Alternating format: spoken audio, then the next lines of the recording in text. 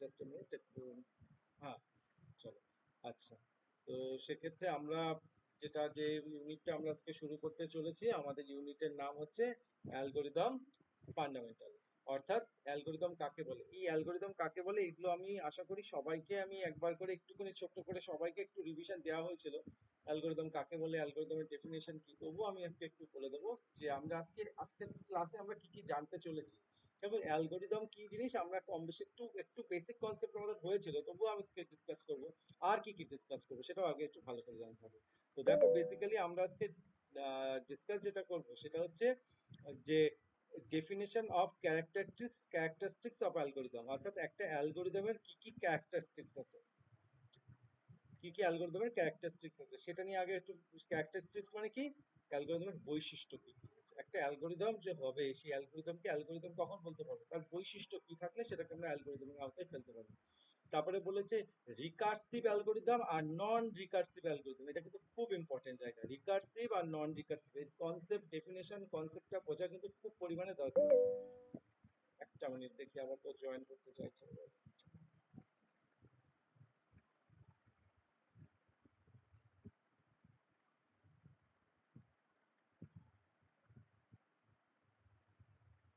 যারা লেট করে জয়েন করলে, দেয়া, দেবারতী, প্রত্যেককেই বলি টাইমে কিন্তু জয়েন করতে হবে। ক্লাসের টাইম ছিল কিন্তু 8:30।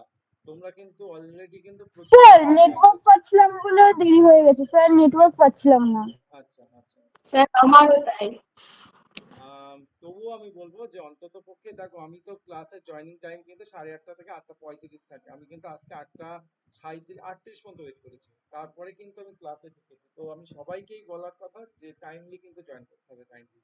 অন্তত লগইনটা করে নাও, করে নিয়ে একবার লগইন হয়ে গেলে কি হয়, আমার আর নতুন করে তোমাদেরকে আপলোড করা লাগে না।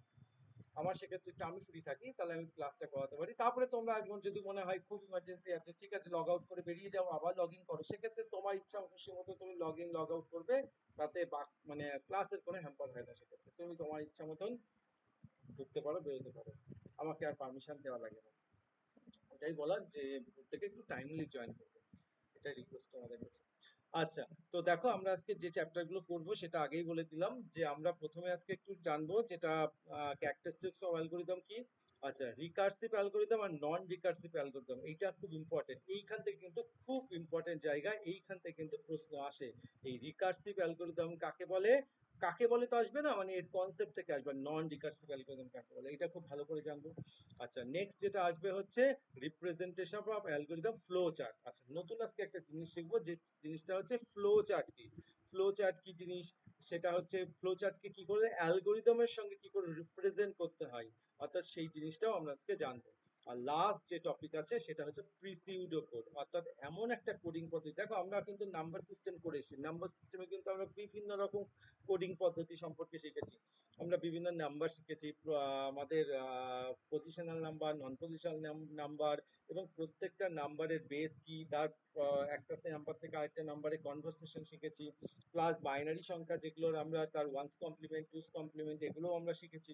তো এগুলো তো আমাদের জন্য ইম্পর্টেন্ট, অবশ্যই ইম্পর্টেন্ট। এবং এর সঙ্গে আরো কিছু জিনিস আছে যেগুলো কমপ্লিমেন্টের জন্য, যেগুলো আরো দরকার, যেগুলো হয়তো তোমাদের সিলেবাসের মধ্যেই আমাদের ছিল, কিন্তু সিলেবাসের বাইরেও কিন্তু কোশ্চেন আছে। কমপ্লিমেন্টের বিষয়গুলো কিন্তু আরো কিছু আছে, যেগুলো আমি পরে ক্লাসেও আলোচনা পরে হয়তো আরেকটা ক্লাসে আলোচনা করে দেবো। যে আমরা তো শুধু কমপ্লিমেন্ট, বাইনারি কমপ্লিমেন্ট শিখেছি, কমপ্লিমেন্ট কিন্তু বাকি নাম্বার সিস্টেমেরও কমপ্লিমেন্ট হয়। তো সেই বাকি নাম্বার সিস্টেমের কমপ্লিমেন্ট গুলোও কিন্তু জানতে হবে আজকে। এবং যারা আজকে ক্লাস স্কুলে গিয়েছিলেন তারা কিন্তু, তাদেরকেও আমি স্কুলেও কিন্তু করিয়েছি আজকে বাকি কমপ্লিমেন্ট গুলো, যে বাইনারি কমপ্লিমেন্ট ছাড়াও অক্টালের কমপ্লিমেন্ট কি করে হয়, হেক্সাডেসিমালের কমপ্লিমেন্ট কি করে হয়, ডেসিমালের কমপ্লিমেন্ট হয়। কে কে ছিল আজকে ক্লাসে, যারা অ্যাটেন্ড করেছো আজকে স্কুলে ক্লাস?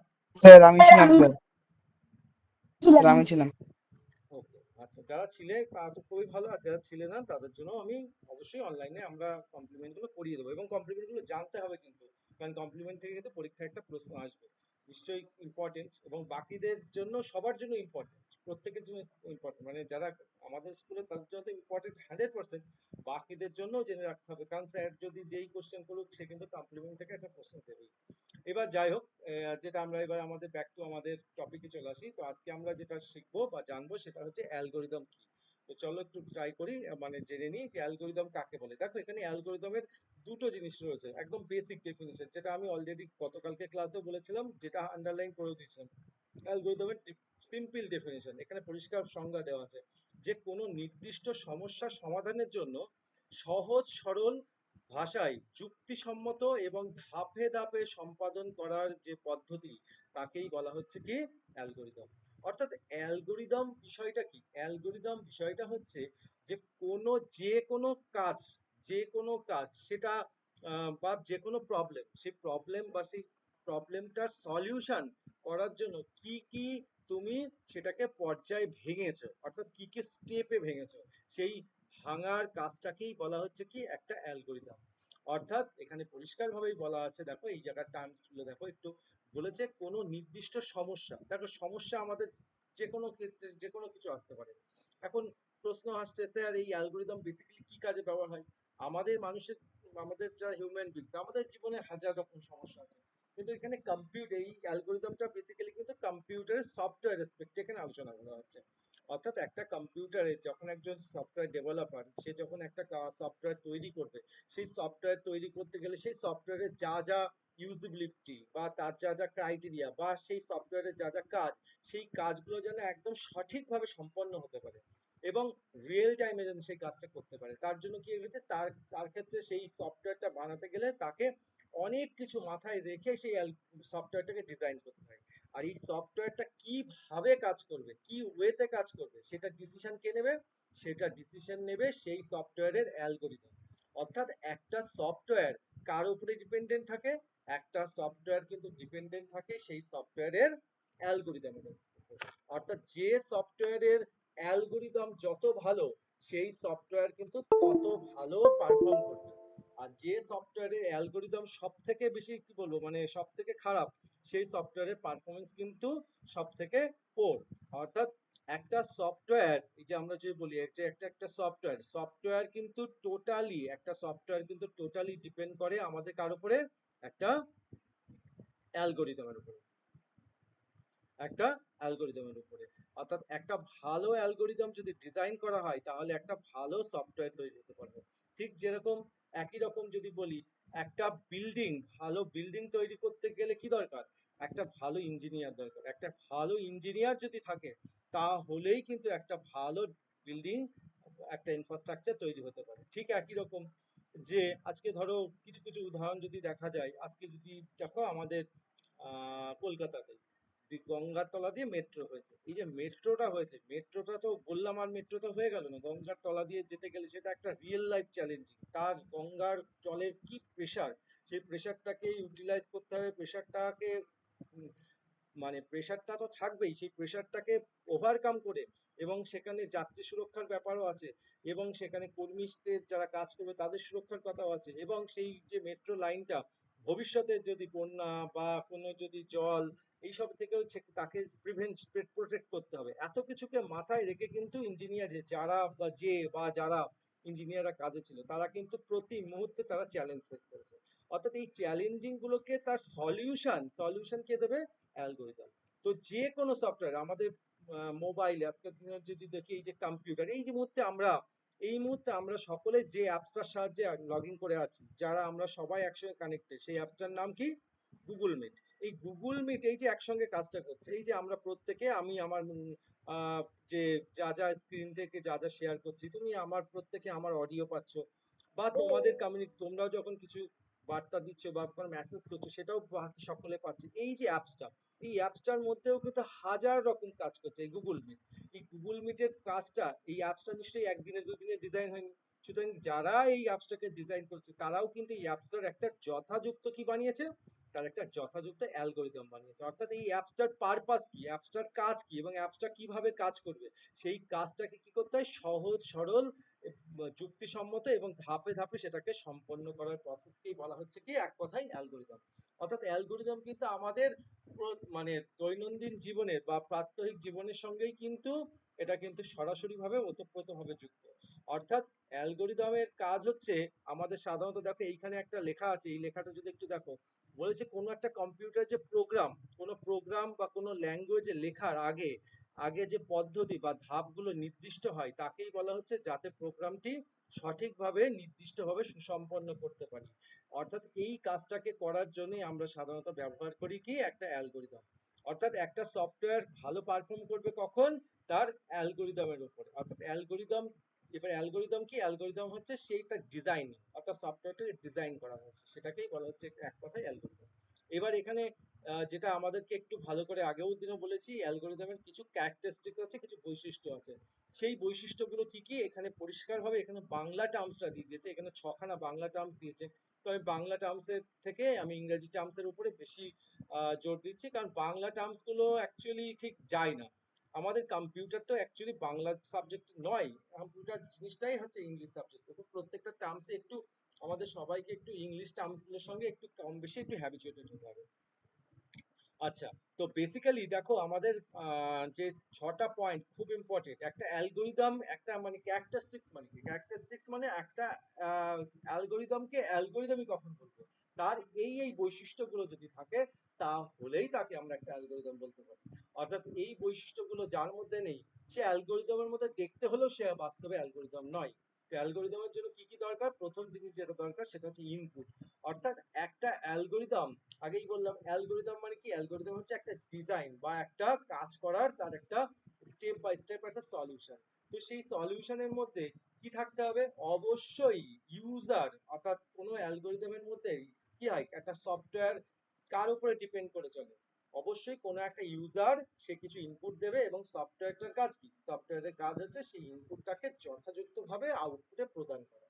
অর্থাৎ আমরা যখন কোনো অ্যাপস ইউজ করি, আমি ধরো একটা যে কোনো একটা মেবি যে কোনো এনি কাইন্ড অফ অ্যাপস আমি ওপেন করলাম, আমি ওপেন করে বসে আছি, অ্যাপস কি পারফর্ম করবে, পারফর্ম করবে না। অ্যাপসটা কার উপর ডিপেন্ড করবে, তোমার উপরে, বা যে ফোনটাকে ইউটিলাইজ করছে বা ল্যাপটপটাকে যে খুলেছে সে তার উপরে ডিপেন্ড করে চলবে। অর্থাৎ সে কি চাইবে, ইউজার কিছু ইনপুট দেবে, আমি সেই ইনপুটের ভিত্তিতে আমি তাকে আউটপুট দেবো। কিন্তু ইউজার যদি অ্যাপসটা খুলে বসেই থাকে, কোনো ইনপুট দিচ্ছে না, সফটওয়্যার কি করবে, সফটওয়্যারে কোনো আউটপুট দিতে পারবে না। অর্থাৎ একটা অ্যালগোরিদমের প্রাথমিক জিনিস হচ্ছে ইনপুট। অর্থাৎ দেখো এখানে বলেছে একটি অ্যালগোরিদমকে শূন্য বা তার বেশি সংখ্যক ইনপুট ভ্যালু বাইরে থেকে দেওয়া হয়।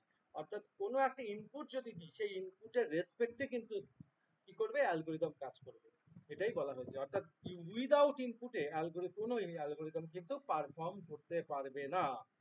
নেক্সট যেমন বলেছে কি, দেখো বলেছে আউটপুট। আউটপুট কি জিনিস, এবার আউটপুটও যদি দেখো, আউটপুট টার্মসটাও কিন্তু ইনপুটের উপরে ডিপেন্ডেন্ট। অর্থাৎ এখানে দেখো পরিষ্কার বলে দিয়েছে প্রতিটি ইনপুট ভ্যালুর জন্য একটি করে আউটপুট ভ্যালু অ্যালগোরিদম উৎপন্ন করে। এটা হচ্ছে কম্পিউটারের একদম ধ্রুব সত্যের মতো। মানে একটা ইউজার যদি কোনো ইনপুট দেয়, সেই ইনপুটের রেসপেক্টে কি আসবে, অবশ্যই তার কম্পিউটারকে একটা আউটপুট জেনারেট করতেই হবে। অর্থাৎ এটা কোনোদিন হতে পারে না যে একটা ইউজার ইনপুট দিল কিন্তু কম্পিউটার তার কোনো আউটপুট দেয়নি, এটা কখনো হতে পারে না। অর্থাৎ সোজা কথা হচ্ছে একটা অ্যালগরিদমের বেসিক স্ট্রাকচার কি দেবে, কোনো ইউজার, আজকে যদি ধরি এই যে ইউজার, এই ইউজার যদি কোনো একটা ইনপুট দেয়, কোনো একটা ইনপুট দিল, কোথায় দিল, ইনপুটটা দিল মনে করো এই যে এটা হচ্ছে সিপিইউ, এই সিপিইউ, স্যার, বলো। আমার স্ক্রিন শো হচ্ছে না অনেকক্ষণ ধরে। কার হচ্ছে না, রাজশ্রী? না না, দিশা। ও দিশা, কেন হচ্ছে না কেন, স্যার নেটওয়ার্কের জানি সমস্যা না, হতে পারে। নেটওয়ার্ক ঠিক আছে, কিন্তু আমার অনেকক্ষণ ধরে স্ক্রিন শো হচ্ছে না। বাকিদের একটু কাইন্ডলি বলো, বাকিদেরও কি স্যার একই? আমার এখানে ঠিক আছে। স্যার হচ্ছে স্যার। হ্যাঁ স্যার হচ্ছে। হুম, আচ্ছা আচ্ছা। দেখো আমি আবার বলছি, ওই মানে স্ক্রিনের সমস্যা কিন্তু বেসিক্যালি যেটা আমি 99% সম্ভাবনা বিশেষায়িত থাকে সেটা কিন্তু স্ক্রিন আসছে না। আচ্ছা একটা এটাও আমি সলিউশন দিয়ে দিই সবাইকে, এই একটা বেসিক সলিউশন, বেসিক জিনিসটা তো বলে দেওয়া দরকার। যদি মনে হয় স্ক্রিন আমার 30 সেকেন্ডের উপরেও আমি স্ক্রিন দেখতে পাচ্ছি না, স্ক্রিন ব্ল্যাক আছে, তো তখনই স্যার অনেকক্ষণ ধরেই ব্ল্যাক রয়েছে, অনেকক্ষণ, মিনিমাম আমি শেষ আপনি করছি। যখন থেকে আচ্ছা আমি শেষ করছি। পড়াচ্ছেন তখন হ্যাঁ থেকে। হ্যাঁ হ্যাঁ, আমি শেষ করছি। তো বিষয়টা হচ্ছে যদি মনে হয় স্ক্রিন ব্ল্যাক আউট আছে, সঙ্গে সঙ্গে দেখো নিচে রেড কালার আছে, লগ আউট করো, লগ আউট করে আবার লিংকে যাও, লিংকে ক্লিক করো, সঙ্গে সঙ্গে লগ ইন করবো। আশা করি এতে সলিউশন আসবে। যদি দেখো ফার্স্ট এটাও কিন্তু সেই অ্যালগরিদমের মতো, সেও এটা অ্যালগরিদম, মানে আমি তোমাকে সলিউশনই দিচ্ছি, এর থেকে বেরোনোর উপায় কি। ব্যাপারটা হচ্ছে আমার এন্ড থেকে তো আমি কিছু করতে পারবো না, তোমার কাছে আমি মোবাইলে গিয়ে আমি কি করছি আমি জানি না, কিন্তু বেসিক সলিউশন যেটা হয়, যেটা আমি নিজের ক্ষেত্রে অ্যাপ্লাই করেছি, আমি অনলাইন ক্লাস যখন অ্যাটেন্ড করি একই রকম সলিউশন মানে প্রবলেম আমরাও ফেস করি, ফলে সেখান থেকে ওভারকাম করার জন্য এই কিছু বেসিক কিছু সলিউশন আছে, সেই সলিউশনগুলো আমি সবার জন্যই দিচ্ছি। ফার্স্ট জিনিস হচ্ছে, যদি মনে হয় 30 সেকেন্ড কি 1 মিনিটের বেশি স্ক্রিন নেই, অবশ্যই সঙ্গে সঙ্গে লগ আউট করো, লগ আউট করে আবার রিলগ ইন করো। যদি দেখা যাচ্ছে রিলগ ইন করার পরেও আমার স্ক্রিন আসছে না, তাহলে আর একটা জিনিস করতে হবে, সঙ্গে সঙ্গে অ্যাপসটা ক্লোজ করো, আবার মানে টোটাল অ্যাপসটাই ক্লোজ করে দাও। আর এবং মোবাইলের এয়ারপ্লেন মোডটা, যেটা যে মোডটা আছে, ফ্লাইট মোড যেটাকে বলে, ফ্লাইট মোডটাকে অন করো করে, মানে মোদ্দা কথা স্ক্রিনের মানে মোবাইলের টোটাল টাওয়ার সরিয়ে দাও। অনেক সময় কি হয়, যেটা হয় আমাদের মোবাইল নেটওয়ার্কের একটা মানে মোবাইলের টাওয়ারের সঙ্গে আমাদের মোবাইলের যে টাওয়ারের যে সিগন্যাল, সেটা একটা সিঙ্ক্রোনাইজ প্রসেসে চলে। এবার কি হয়, এই সিঙ্ক্রোনাইজ প্রসেসে এটা একটা রিদমের মতো চলে, যেরকম গান হয় না, গান সিঙ্গার আর মিউজিশিয়ান দুজনের মধ্যে কি হয়, যদি মিউজিশিয়ান গান মানে সাউন্ড মানে কি বলে মিউজিক আগে বাজছে আর সিঙ্গার লেটে লেগে গান করছে, নিশ্চয়ই গান ভালো হয় না।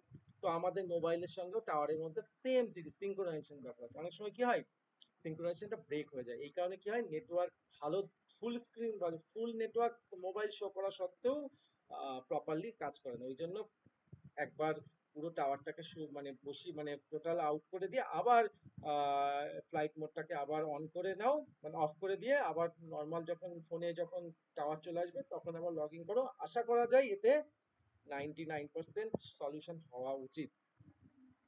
আর তারপরেও যদি হয় সেক্ষেত্রে মোবাইলের আর কি বলবো বলো, তাহলে আর নেটওয়ার্কের টোটালি সমস্যা, এখানে আর কিছু করার থাকবে না।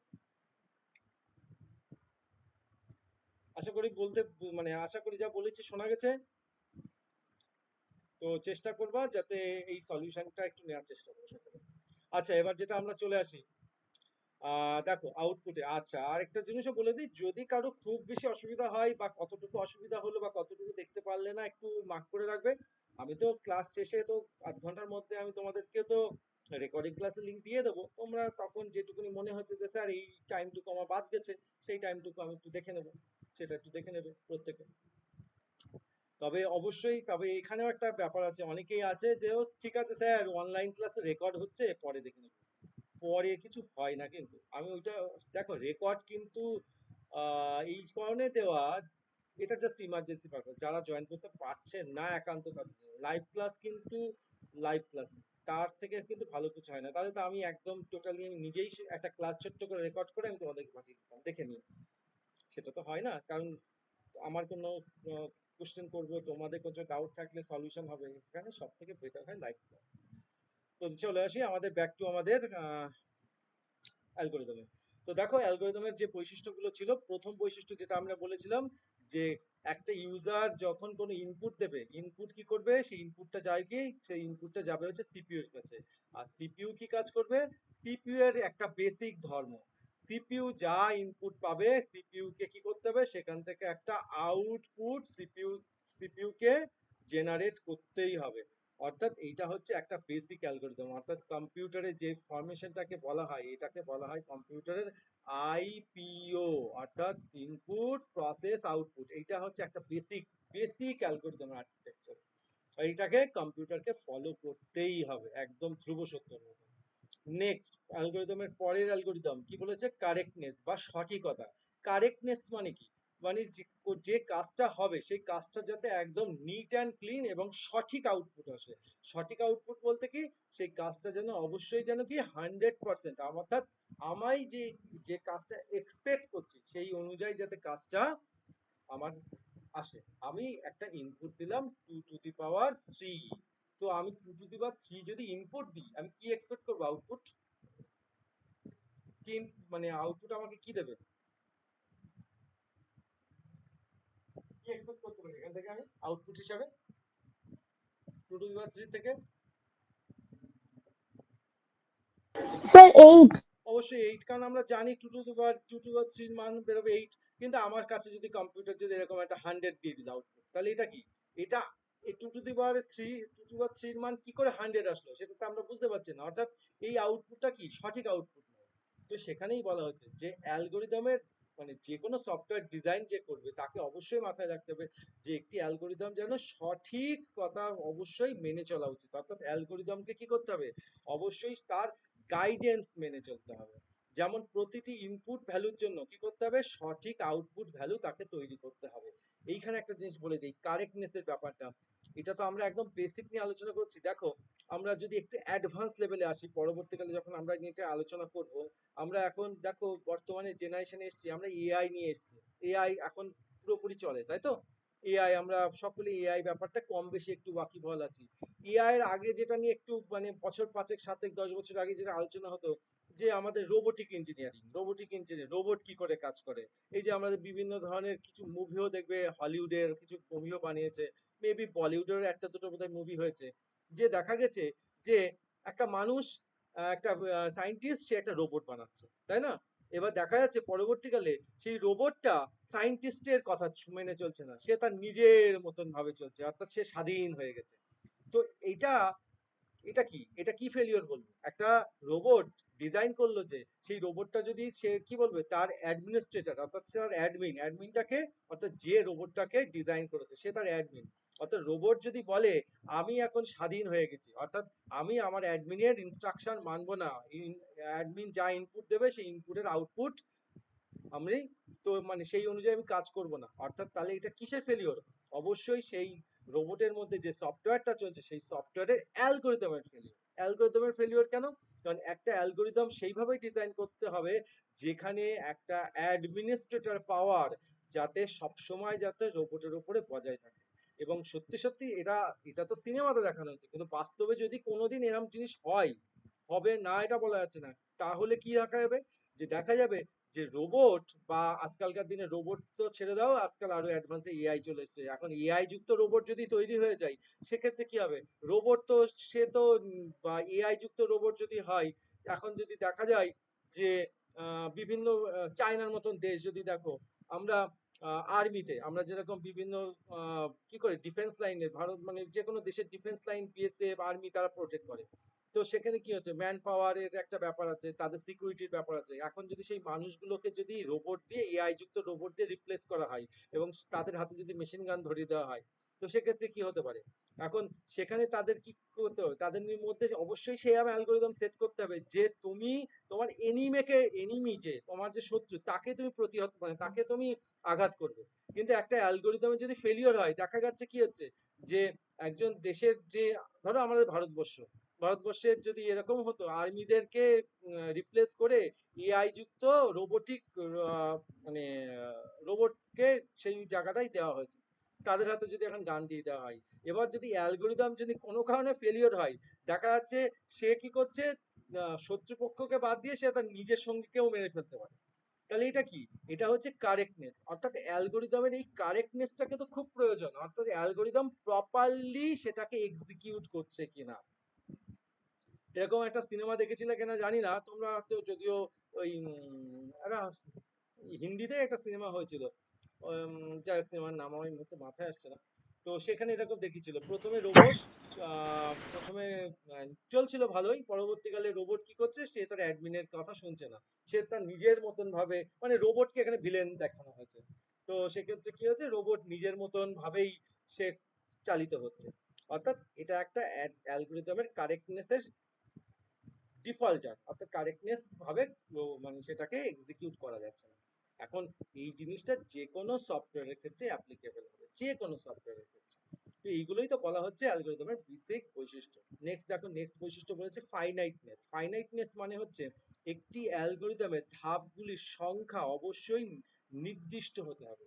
নির্দিষ্ট হতে হবে মানে কি, আমি কতগুলো আমার যে কাজটা সম্পাদন করব, সেই সম্পাদন কাজটা আমি কত নির্দিষ্ট টাইমের মধ্যে করব। মেবি হতে পারে এটা সংখ্যা, মেবি হতে পারে এটা টাইম, অর্থাৎ অবশ্যই এটা কি হতে হবে, অবশ্যই এটা একটা ক্যালকুলেটিভের মধ্যে থাকতে হবে। অর্থাৎ সেটা কিন্তু আনলিমিটেড টাইমস এক্সিকিউট হবে এমন কোনো সফটওয়্যার অ্যালগোরিদম ডিজাইন করতে পারে না। অর্থাৎ একটা উদাহরণ দিই, আমি যদি একজন কাউকে একটা বললাম যে গোপাল তুমি এখন এখানে তোমার বাড়ি থেকে হাঁটা শুরু করো, এবার গোপাল হাঁটা শুরু করলো, কিন্তু কোথায় যাবে, কোন ডেস্টিনেশন কোথায়, বা কতক্ষণ ধরে হাঁটবে, এরকম ভাবে যদি আমি ইনস্ট্রাকশন করি, গোপাল তুমি হাঁটা শুরু করো, এটা কখনো অ্যালগোরিদম না। এটা অ্যালগোরিদম কখনোই হতে পারে না, কারণ একটা অ্যালগোরিদম মানে হচ্ছে সফটওয়্যারটা শুরু হয়েছে, কিন্তু সফটওয়্যারটা কতক্ষণ কাজ করবে বা কোন পর্যন্ত কাজ করবে কি, সেটা একটা নির্দিষ্ট টাইম দিতে হবে বা নির্দিষ্ট কতবার সংখ্যাটা চলবে সেটা তোমাকে ফিক্স করে দিতে হবে। অর্থাৎ সেটাকেই বলা হচ্ছে একটা অ্যালগোরিদম। অর্থাৎ অ্যালগোরিদমের যে কাজটা হতে হবে অবশ্যই সেটাকে কি করতে হবে, সেই ধাপ বা সংখ্যাটা আগে থেকেই তোমাকে কি করতে হবে, সংখ্যাটাকে নির্দিষ্টভাবে ডিফাইন করে দিতে হবে যে হ্যাঁ, যে আমার এই কাজটা দুবার চলবে বা এই গানটা, আমার একটা মোবাইলে একটা গান চালিয়েছি, গানটা 10 বার রিপিট হবে, 10 বার রিপিট হয়ে অটোমেটিকলি বন্ধ হবে। অর্থাৎ এটাকে ঠিকই ফাইনাইটনেস। ক্লিয়ার? তো এগুলো হচ্ছে ব্যাপার, এটা হচ্ছে বলা হচ্ছে ফাইনাইটনেস, মানে সেই কাজটা কতবার সম্পাদিত হবে সেটা আগে থেকেই তোমাকে ডিসাইড করতে হবে, পরবর্তীকালে ডিসাইড করলে চলবে না। নেক্সট বলেছে কি, কার্যকারিতা অর্থাৎ এফেক্টিভনেস। অর্থাৎ এফেক্টিভনেস মানে কি, সেই কাজটা, যে অ্যালগোরিদমের যে কাজটা, যখন এখানে আগে দেখুন কি বলেছে, বলেছে অ্যালগোরিদমের প্রতিটি ধাপকে সুনিপুণ ভাবে নির্দিষ্ট সময়ের মধ্যে সম্পন্ন হতে হবে। অর্থাৎ এফেক্টিভনেস মানে হচ্ছে যে কাজটার জন্য যতটুকু টাইম বরাদ্দ, সেই টাইমের মধ্যেই তোমাকে কি করতে হবে, সেটাকে কমপ্লিট করতে হবে। যেরকম আমাদের রিয়েল লাইফ এক্সাম যদি বলি, আমরা যেরকম এক্সাম দিতে যাই, দেখা যাচ্ছে এক্সামে 50টা প্রশ্ন এসছে, 50টা প্রশ্নের উত্তর সবাই পারে, কিন্তু তার জন্য দেখা যাচ্ছে টাইম হয়তো 30 মিনিট কি 1 আওয়ার, 1 ঘন্টা। তাহলে আমি কি ওই 60টা প্রশ্ন 1 ঘন্টার মধ্যে শেষ করতে পারছি?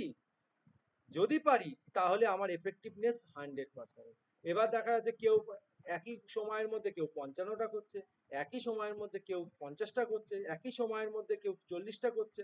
অর্থাৎ ওই টাইমটা সকলের জন্য ফিক্সড, কিন্তু সেই টাইমের মধ্যে যে যত বেশি সঠিক প্রশ্ন অ্যাটেম্প করতে পারছে, তার এফেক্টিভনেস বা তার কার্যকারিতা কি হচ্ছে, অনেক গুণ বেড়ে যাচ্ছে। অর্থাৎ অ্যালগোরিদমের মধ্যেও তাই।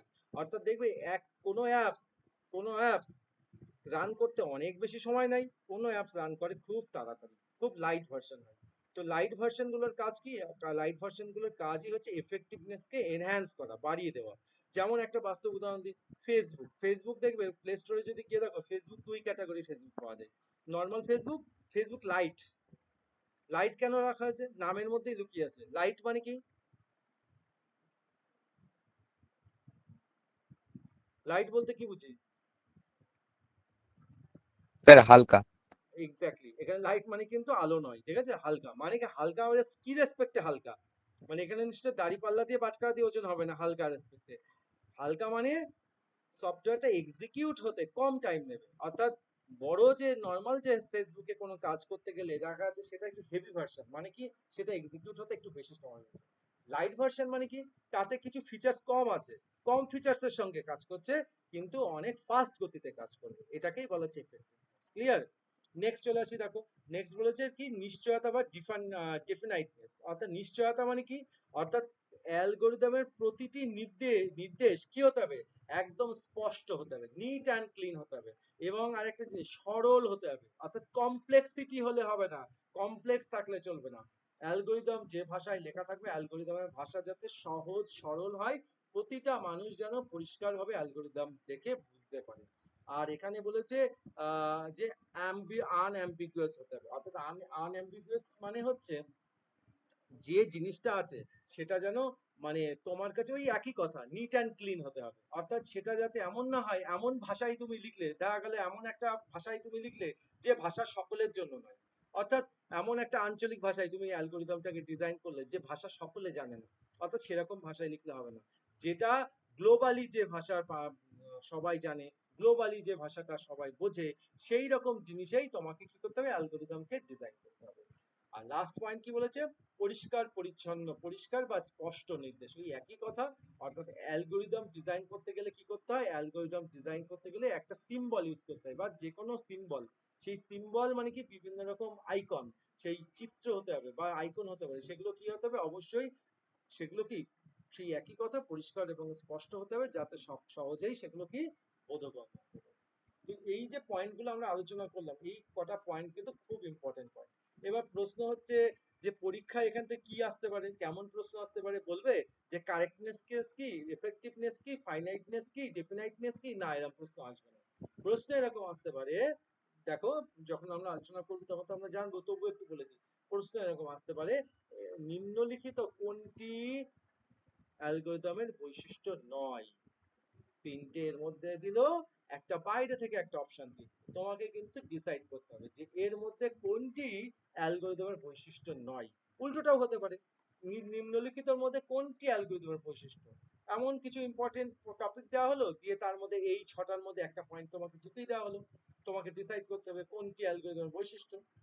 তো এইগুলোর জন্য অ্যালগরিদমের বৈশিষ্ট্যের পয়েন্ট গুলো কিন্তু খুব ইম্পর্টেন্ট, পয়েন্ট গুলোকে কিন্তু একটু ভালো করে কিন্তু দেখবে, আর অবশ্যই তার সম্পর্কে একটু একবার করে রিড করে নেবে যাতে বুঝতে অসুবিধা না হয়। নেক্সট চলে আসি।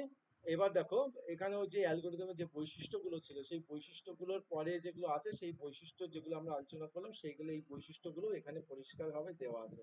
তো প্রত্যেকে অ্যালগরিদমের বৈশিষ্ট্য একই জিনিস, একটু রিপিট করে দিলেই হবে। এবার নেক্সট চলে আসছে যেটা ইম্পর্টেন্ট পার্ট, সেটা হচ্ছে অ্যালগরিদমের সুবিধা অসুবিধা। অর্থাৎ একটা অ্যালগরিদম আমরা যে ডিজাইন করি, অ্যালগরিদম ডিজাইন মানে কি, এর সুবিধা কি আর এর অসুবিধা কি। অর্থাৎ যে কোনো জিনিস তার সুবিধাও থাকতে পারে, যে কোনো জিনিসের কিন্তু অসুবিধা থাকতে পারে। একটা উদাহরণ দিয়ে দেওয়া হোক তাহলে ক্লিয়ার হবে। ধরো দুই বন্ধু মিলে ডিসাইড করেছে, হ্যাঁ ডিসাইড করেছে কালকে তারা দার্জিলিং বেড়াতে যাবে। এখন বিষয়টা হচ্ছে কিরকম, ডিসাইড করেছে কালকে দার্জিলিং বেড়াতে যাবে। এখন দার্জিলিং বেড়াতে গেলে তার কি দরকার আছে, কেউ দুই বন্ধু মিলে দুই বন্ধু যাবে, তো দুই বন্ধুর মধ্যে এক বন্ধু সে রাতের থেকে গোছগাছ শুরু করেছে, প্ল্যানিং করেছে কালকে দীঘা যেতে হবে। আচ্ছা দীঘার সে একজন বন্ধু, সে প্রপার অ্যানালিসিস করেছে দীঘার টেম্পারেচার কেমন, ঠান্ডা লাগবে কি গরম লাগবে, সেই ওয়েদার সেই অনুযায়ী সে জামা কাপড় ক্যারি করেছে, সোয়েটার ক্যারি করেছে। আর একজন বন্ধু ভাবছে বিন্দাস একদম কুল হয়ে দু চারটে শার্ট নিয়ে চলে গেছে দার্জিলিং।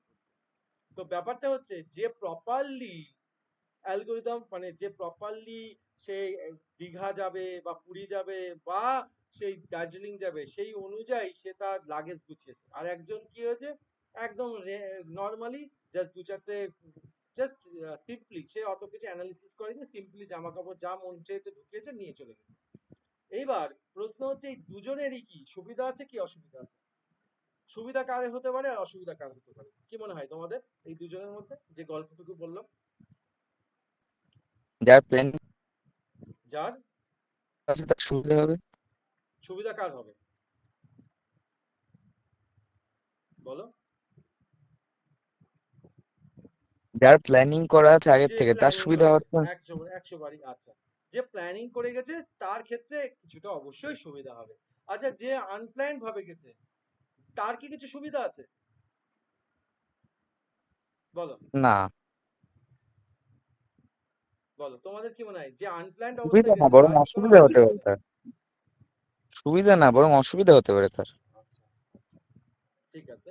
অবশ্যই। আর বাকিদের কি মনে হয় যে আনপ্ল্যান্ড অবস্থায় যাচ্ছে তার কি কোনো সুবিধা আছে? না, নেই। সুবিধা নেই, আচ্ছা। তো দেখো ব্যাপারটা হচ্ছে যে একটু আগে বুঝতে হবে যে আমাদের যে কোনো কাজের মধ্যেই কিন্তু সুবিধা অসুবিধা আছে।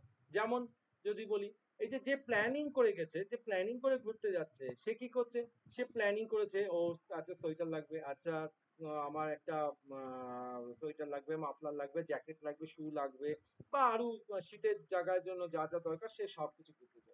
আর যে আনপ্ল্যান্ড অবস্থায় গেছে সে দু চারটে শার্ট জামা কাপড় নিয়ে চলে গেছে। এখন এই যে জার্নি যখন সে শুরু করছে, একজন যে প্ল্যান করে গেছে সে কিন্তু ডেস্টিনেশন যেখানে গিয়ে সেখানে কিন্তু অবশ্যই, সেটা যদি মানে দার্জিলিং হয়, সেই ডেস্টিনেশনে গিয়ে অবশ্যই তার একটা সুবিধা আছে। কিন্তু ওই একটা সুবিধা নেওয়ার জন্য তাকে কিন্তু হেভি লাগেজ বহন করতে হচ্ছে। আর যে আনপ্ল্যান্ড অবস্থায় গেছে সে কিন্তু একদম কুলকাল পিঠে একটা ছোট্ট ব্যাগ নিয়ে বেরিয়ে পড়েছে। অর্থাৎ লাগেজ ক্যারি করতে একজনের যে আনপ্ল্যান্ড অবস্থায় গেছে তার কিন্তু লাগেজ ক্যারি করতে খুব একটা অসুবিধা নেই। সে কিন্তু দিব্যি কিন্তু মানে খুব লাইট ভার্সন লাগেজ নিয়ে সে দিব্যি বেড়াতে চলে গেছে। আর যে প্রপারলি প্ল্যানিং করে গেছে তাকে কিন্তু হেভি লাগেজ টানতে টানতে নিয়ে যেতে হচ্ছে। এবার যে বন্ধু আনপ্ল্যান্ড অবস্থায় গেছে সে কিন্তু যখন দার্জিলিং এ যাচ্ছে তখন কিন্তু তাকে গিয়ে প্রবলেম ফেস করতে হয়েছে, কারণ কিন্তু তার যাওয়া আসার সময় কিন্তু তাকে কিন্তু লাগেজ নিয়ে কিন্তু তার কষ্টটা কিন্তু কম হয়েছে। ঠিক একই রকম যে ব্যক্তি আগে থেকে প্ল্যান করে গেছে তার কিন্তু লাগেজ টানতে কষ্ট করতে হয়েছে, কিন্তু জায়গায় ডেস্টিনেশনে গিয়ে তার হয়তো কম তাকে কষ্ট পেতে হয়েছে বা অসুবিধায় পড়তে হয়েছে। তো প্রত্যেকটা জিনিসের মধ্যেই কিন্তু কম বেশি সুবিধা অসুবিধা আছে। তাহলে তাই যদি হতো, সবকিছুই যদি সুবিধা থাকতো, তাহলে অসুবিধার পয়েন্টটা কেন এসছে? অ্যালগোরিদমের অসুবিধা কি নেই? 100% আছে। পৃথিবীতে কোনো জিনিস নেই যার কোনোদিন কোনো অসুবিধা হতে পারে না। প্রতিটা জিনিসের সুবিধা এবং অসুবিধা দুটোই থাকবে। এবার ডিপেন্ড করছে আমরা কোন জিনিসটাকে বেশি প্রায়োরিটি দিচ্ছি, তার উপরে ডিসাইড করবে তার সুবিধা কি অসুবিধা কি। চলো দেখে একটু আলোচনা করে দিই অ্যালগোরিদমের সুবিধা কি। প্রথম যে আলোচনা করব, প্রথম যেটা আছে সুবিধা, অবশ্যই আমরা আগে সুবিধা নিয়ে ডিসকাস করেছি, বলেছি যে অ্যালগোরিদম বুঝতে কি হবে, অ্যালগোরিদম বুঝতে খুবই সুবিধাজনক, কারণ ধাপে ধাপে সহজে সমাধান করা যায়। অর্থাৎ অ্যালগোরিদম জিনিসটাই কি, অ্যালগোরিদম জিনিসটা হচ্ছে কোনো জটিল সমস্যাকে তাকে সহজ সরল ধাপে ধাপে সমাধান করা। নেক্সট সুবিধা কি বলেছে, এটি একটি নির্দিষ্ট ল্যাঙ্গুয়েজের উপর নির্ভর করে তৈরি নয়, তাই কোনো প্রোগ্রামিং ল্যাঙ্গুয়েজ না জানলেও এটা সহজবোধ্য হয়। অর্থাৎ অ্যালগোরিদম কিন্তু কখনোই ওই যে যেমন আমরা কম্পিউটার ভাষায় বলি বিভিন্ন রকম ল্যাঙ্গুয়েজ আছে, যেরকম ধরো সি, সি প্লাস প্লাস, তারপরে জাভা, তারপরে জাভা, তারপরে হচ্ছে তোমার পাইথন, এরকম বিভিন্ন ল্যাঙ্গুয়েজ কোডে লেখা হয় না। অ্যালগোরিদম জাস্ট সিম্পল ইংলিশ ভাষায় এবং বিভিন্ন রকম সিম্বল ইউজ করে অ্যালগোরিদমকে ডিজাইন করা হয়। অর্থাৎ যে কম্পিউটারের ব্যাকগ্রাউন্ড না, সেও যাতে সেই অ্যালগোরিদমটাকে পড়ে বুঝতে পারে, এবং অর্থাৎ সর্বসাধারণের জন্য অ্যালগোরিদমটাকে ডিজাইন করা হয়, যাতে যে কোনো ব্যক্তি সফটওয়্যারের কার্যকারিতা কি আছে সেটা সহজে যাতে জানতে পারে। এইটা হচ্ছে অ্যালগোরিদমের আরেকটা সবচেয়ে বড় সুবিধা, অর্থাৎ সহজ সরল এবং বোধগম্য। তৃতীয় সুবিধা কি বলেছে, যে অ্যালগোরিদমের সাহায্যে কোনো বড় প্রোগ্রামকে ছোট ছোট বিভাগে ভাগ করে সম্পাদন করা হয়। অর্থাৎ অ্যালগোরিদমের আগেই বলা হয়েছে অ্যালগোরিদমের কাজ কি, জটিল জিনিসকে সহজ সরল করো। সহজ সরল করতে গেলে কি করতে হবে, বড় সমস্যাকে, বড় জিনিসটাকে ছোট ছোট সমস্যায় ভাঙতে হবে। অর্থাৎ আজকে যদি তোমাকে বলা হয় এভারেস্টে ওঠো, আরে একজন নিচ থেকে দেখছে, উনি বাবা এভারেস্ট তো সে কত উপরে, তো সে তো কোনোদিন এভারেস্ট উঠতে পারবে না। কিন্তু তাকে যদি এখন সেই কি বলে বেবি স্টেপ ভেঙে দেওয়া হয়েছে, তোমাকে এভারেস্টটাকেই 10টা টার্গেটে ভেঙে দেওয়া আছে, আচ্ছা চলো প্রথমে আমরা 500 মিটার উঠবো, একটা অ্যাচিভমেন্ট ক্রস করলে, তারপরে 500 মিটার থেকে আবার 1000 মিটারের ডেস্টিনেশন, সেটা একটা স্টেপ। তো এরকম ছোট ছোট ছোট স্টেপ যদি ভাঙতে ভাঙতে যাওয়া যায়, সেক্ষেত্রে কিন্তু ওই বড় সলিউশন, বড় প্রবলেমটাকে কিন্তু বড় দেখা যায় না, তখন কি হয় প্রবলেমটাকে ছোট ছোট ভাঙে, পার্টে পার্টে ভাঙতে হয়। ঠিক একই রকম অ্যালগোরিদমের ক্ষেত্রে তাই, যে কোনো সলিউশনকে আনতে গেলে কি করতে হবে, বড় জিনিসটাকে, বড় প্রোগ্রামকে ছোট ছোট প্রোগ্রামে ভাগ করবে, তাহলে কি হবে অ্যালগোরিদম স্মুথলি ভাবে ডিজাইন করতে পারবে। কোনো বড় জিনিসকে যদি একবারই নিয়ে কাজ করতে হয়, সেক্ষেত্রে কিন্তু অ্যালগোরিদম সেভাবে ভালোভাবে কাজ করতে পারবে না। এগুলো হচ্ছে সাধারণত অ্যালগোরিদমের সুবিধা। এবার যেটা বললাম, যে কোনো জিনিসের ভালো থাকলে তার খারাপ দিকও থাকবে। চলো দেখি অ্যালগোরিদমের অসুবিধা কি কি আছে। বলেছে অ্যালগোরিদমের একটি মাত্র একটি ধারণা মাত্র, এটি কোনো প্রোগ্রামিং ল্যাঙ্গুয়েজ নয়। অর্থাৎ অ্যালগোরিদম জিনিসটা কি, অ্যালগোরিদম জিনিসটা হচ্ছে এটা একটা কনসেপ্ট, বোঝা গেছে, এটা কিন্তু প্রোগ্রামিং ল্যাঙ্গুয়েজ নয়। এখন ব্যাপারটা মানে কি, বিষয়টা হচ্ছে কেউ একজন বলল স্যার আমি কি করে পরীক্ষা দেবো, আমি তো ভালো প্রিপারেশন নেই, আপনি আমার সলিউশন দিন। তো আমি হয়তো তাকে 5টা সলিউশন দিলাম, বা তাকে হয়তো কারোর 1 মাস পরীক্ষার বাকি আছে, সে 1 মাস আগে বলছে স্যার আমি কোনোদিন বই হাতই দিইনি, আমি আজকের থেকেই বই ধরবো, এবার আপনি আমাকে সলিউশন দিন আমি কি করে আমি এখান থেকে পাস করতে পারি। আমি তাকে কিছু সলিউশন দিতে পারি যে এই এই এই জিনিস তুমি করো, তাহলে তোমার অন্তত পক্ষে 90% মার্কস না হলেও 50-60% কি 70% মার্কস। তো ব্যাপারটা কি, আমি তাকে কি করব, আমি তো তাকে নিশ্চয়ই পড়িয়ে দেবো না, আমি তাকে কি দেবো, সলিউশন দেবো, কিন্তু কাজটা তাকে কি করতে হবে, তাকেই করতে হবে, অর্থাৎ এক্সিকিউশন তাকেই করতে হবে। ঠিক অ্যালগোরিদমের কনসেপ্টও তাই। অ্যালগোরিদম আর প্রোগ্রামিং ল্যাঙ্গুয়েজ দুটো কিন্তু আলাদা জিনিস। অ্যালগোরিদম হচ্ছে একটা ডিজাইন দেয়, এবং প্রোগ্রামিং ল্যাঙ্গুয়েজ হচ্ছে সেই অ্যালগোরিদম মেনে চলে।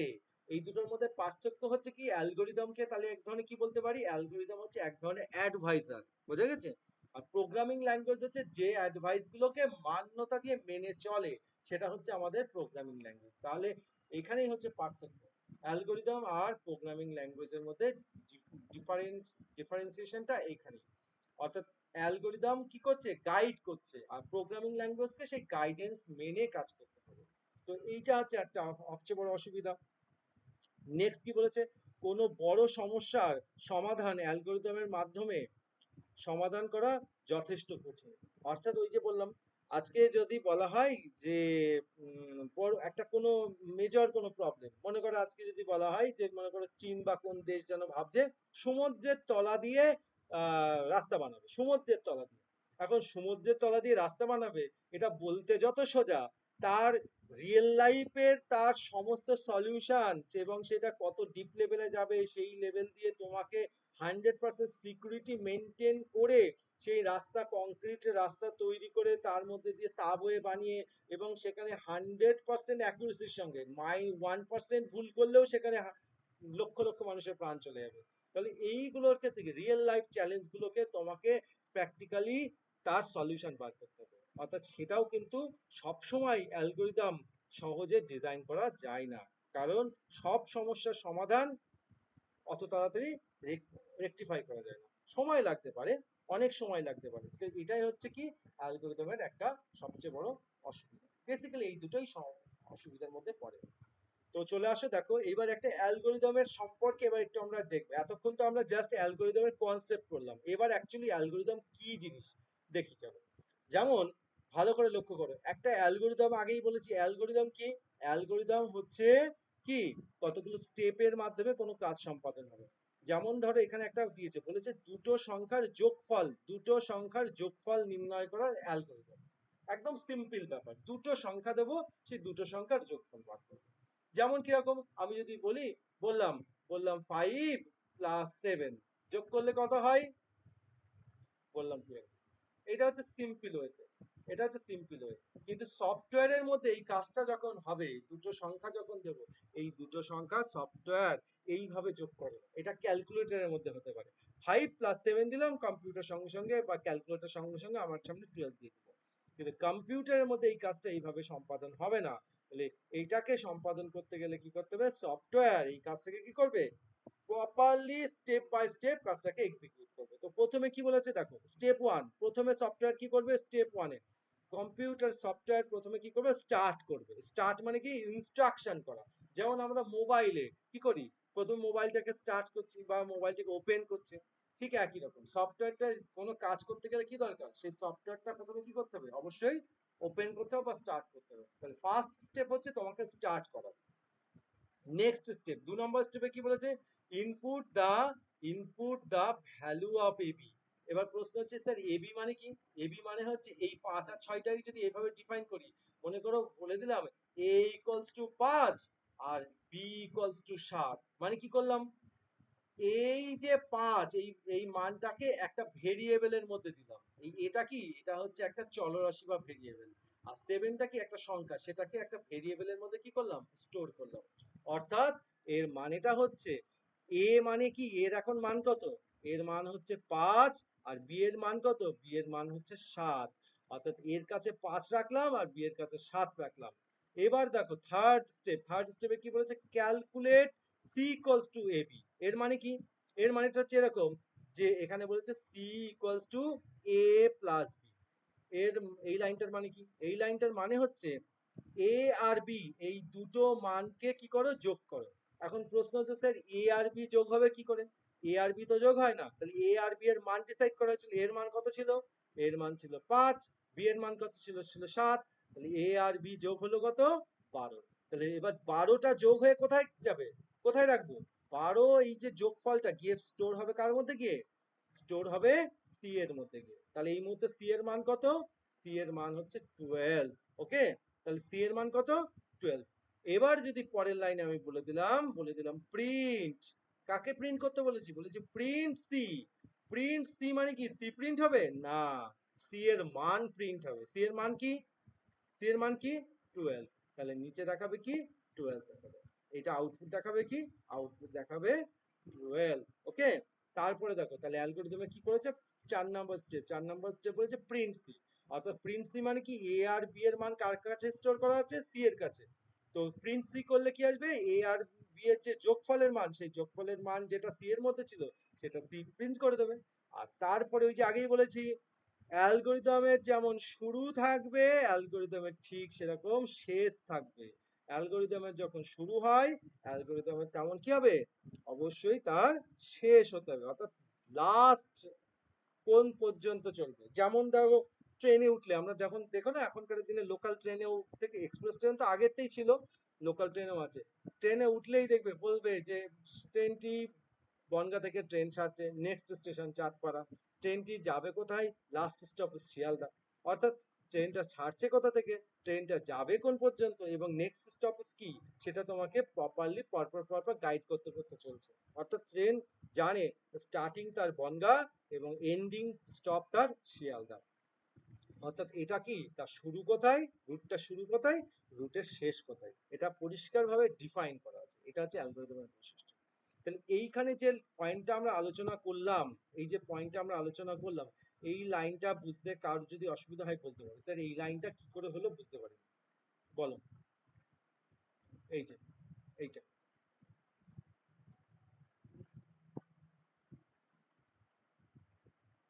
কারোর ডাউট থাকলে বলতে পারো, যে সি এর মান কোথা থেকে আসলো স্যার, বি এর মান কি আসলো, এর মান কি আসলো, বুঝতে পারিনি।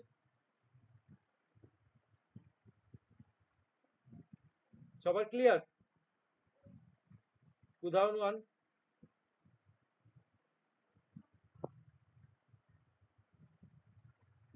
না অসুবিধা অসুবিধা না থাকলে বলো আমাকে, শুনতে পাচ্ছ তো সকলে? হ্যাঁ স্যার। আচ্ছা, হ্যাঁ স্যার।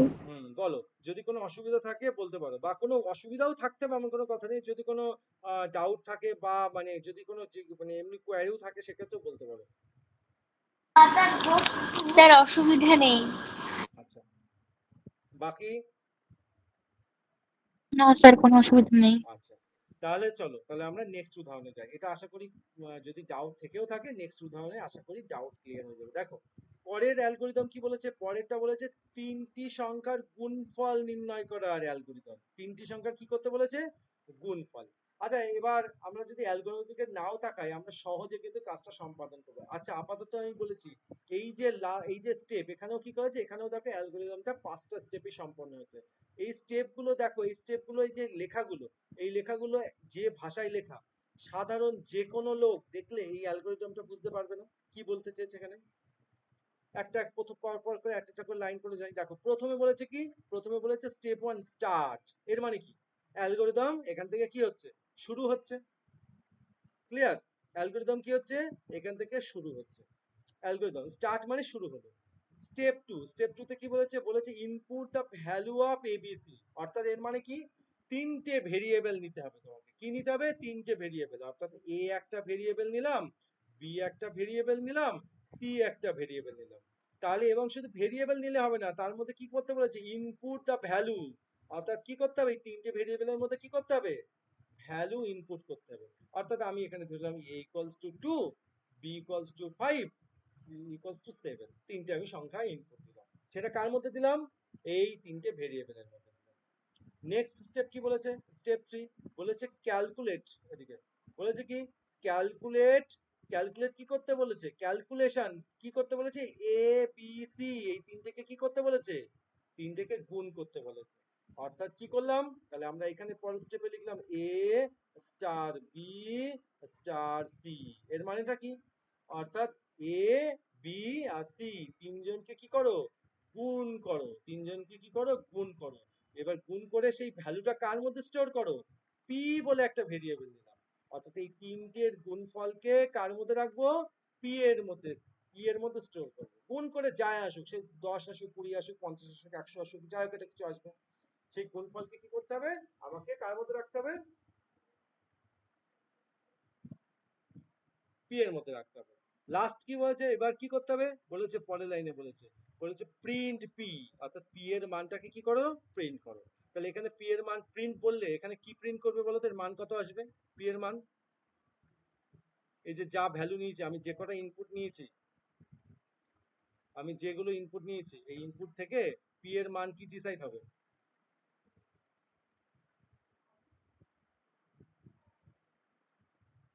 বলো।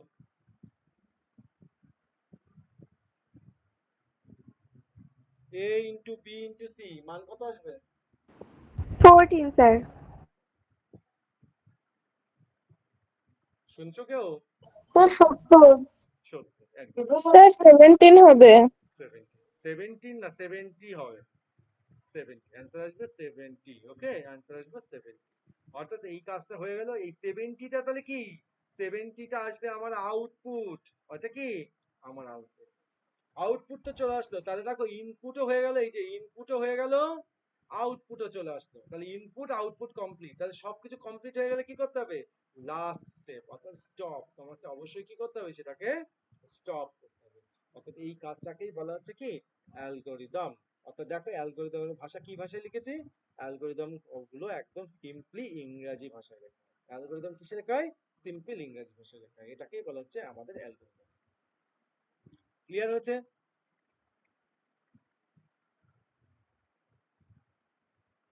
নেক্সট, স্যার এবার চলে আসো। দেখো এবার আমরা যেটা নিয়ে আলোচনা করব সেই টপিকটা কি, এবার বলা হচ্ছে অ্যালগরিদমের দুই প্রকার। অ্যালগরিদম কয় প্রকার আমরা এবার একটু দেখবো। অ্যালগরিদম প্রধানত অ্যালগরিদমকে দুই ভাগে ভাগ করা যায়। আমি আগেই বলেছিলাম কি কি ছিল, একটা ছিল রিকার্সিভ আর একটা বলেছে কি নন রিকার্সিভ। একটাকে বলছে কি রিকার্সিভ আর একটাকে বলেছে নন রিকার্সিভ। এখন প্রশ্ন হচ্ছে এই স্যার, অ্যালগরিদম তো আমরা জানি ধাপে ধাপে সম্পন্ন করা কাজ, তাহলে এর মধ্যে আবার পার্থক্য কি? তাহলে পার্থক্য হচ্ছে একটু মাইনর সামান্য পার্থক্য আছে। দুটোর কাজই সলিউশন করা এবং তার স্টেপ বাই স্টেপ দেখানো, কিন্তু তার মধ্যে যেটা পার্থক্য আছে সেটাকে একটাকে রিকার্সিভ একটা নন রিকার্সিভ। তো চলো আগে রিকার্সিভ অ্যালগরিদমটা ভালো করে পড়ে নিই এবং রিকার্সিভটা ইম্পর্টেন্ট। বলেছে যে অ্যালগরিদম নিজেকেই নিজে কল করে, অর্থাৎ অর্থাৎ পুনরাবৃত্তি করে, তাকেই বলা হচ্ছে রিকার্সিভ অ্যালগরিদম। এর মানেটা কি, এর মানেটা কি কে বলবে, নিজেকেই নিজে কল করা মানে কি?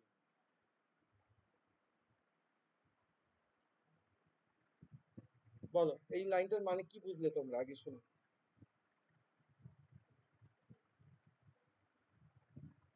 নিজেকেই নিজে কল করা বলতে কি বুঝি, যা মনে আসছে তাই বলো, সঠিক হতে হবে এমন কোনো দরকার নেই।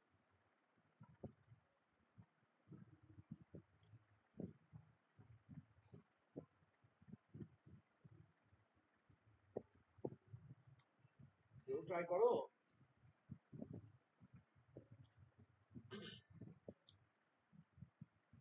আচ্ছা, নিজেকেই নিজে কল করা মানে ব্যাপারটা হচ্ছে কি কোনো কাজকে পুনরাবৃত্তি করা। পুনরাবৃত্তি এর মানে কি, পুনরাবৃত্তি বলতে কি বুঝি, এটা তো সকলে জানি। স্যার কোনো কাজ বারবার করা। বারবার করা অর্থাৎ রিপিট করা। যেমন বাস্তবে হয় কোনো কাজ রিপিট, বা কোনো সফটওয়্যার একই কাজ বারবার করতে থাকে। রিয়েল লাইফ এক্সাম্পল বলো, যে কোনো এমন একটা সফটওয়্যারের মাধ্যমে এমন কোনো কাজ হয় যে কাজটা রিপিট হতেই থাকে। সেটা দুবারও হতে পারে, 10বারও হতে পারে, মানে তারও বেশি হতে পারে। বলো এমন কোনো কাজ মনে পড়ছে যে নিজেকে নিজে তুমি তুমি তোমার কোনো খুব বেশি ইনপুট লাগে না, তোমার ইনপুট ছাড়াই সে নিজেকে নিজেই রিপিট করে কাজটাকে, এমন একটা কাজ বলো তো। এবং মোবাইলেও হয় অনেক কাজ।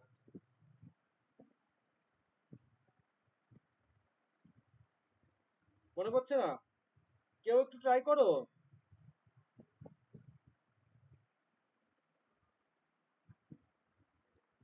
আচ্ছা চলো আমি বলছি, কেউ একটু ট্রাই করলে না, একটু এটা সহজ কিন্তু খুবই সহজ। স্যার অ্যালার্ম ফোন দিলে কল। যদি মোবাইল বারবার রিপিট। হ্যাঁ কে বললে, কে বললে আগে বলো। স্যার মানে অ্যালার্মে তখন নির্দেশ দেওয়া থাকে যে এই এই টাইমে, তো তখন যদি বারবার রিপিট হয় অ্যালার্মটা। একদম সঠিক, একদম সঠিক। এই যে অপশনটা তুমি বললে, দেখবে অ্যালার্মের মধ্যে একটা অপশন থাকে, সেটা হচ্ছে স্নোজ মোড বলে একটা অপশন থাকে, দেখেছো খেয়াল করেছো কিনা জানি না। স্নোজ, স্নোজ মানে হ্যাঁ কি, হ্যাঁ। অপশনটাকে দেখবে একটু ভালো করে পড়বো, দেখবে স্নোজ বলে একটা অপশন থাকে। অর্থাৎ তুমি সকালবেলা কালকে মনে হয়েছে যে আমি কালকে সকালবেলা 5টার সময় ঘুম থেকে উঠবোই উঠবো, একেবারে 100% ডেডিকেশনের সঙ্গে, পৃথিবী এসপার ওসপার হয়ে যাবে, আমি সকালে 5টায় উঠবোই উঠবো। রাত্রেবেলা একদম ডেডিকেশনের সঙ্গে অ্যালার্ম দিলে সকাল 5টায়।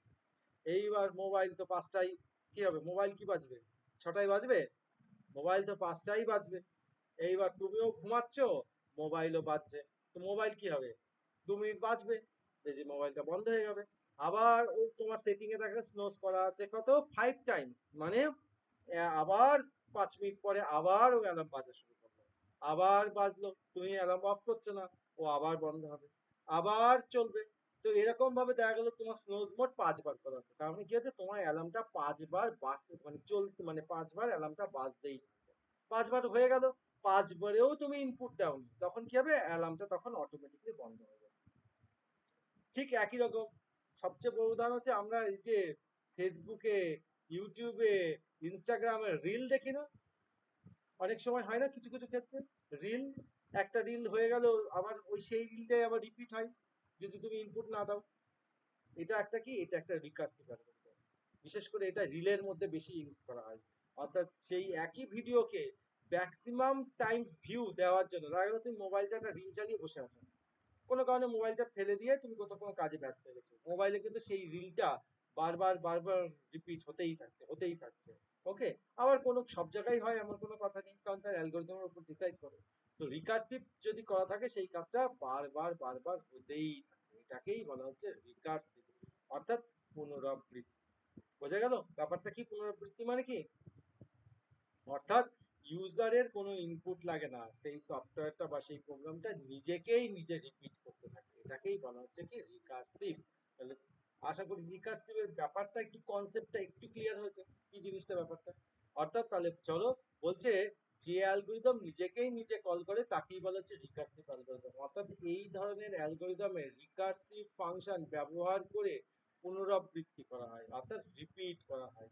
যে ফাংশন নিজেকে নিজে কল করে করে তাই হচ্ছে রিকার্সিভ ফাংশন। অর্থাৎ রিকার্সিভ তাকেই বলবো যেখানে নিজেকে নিজে কল করে।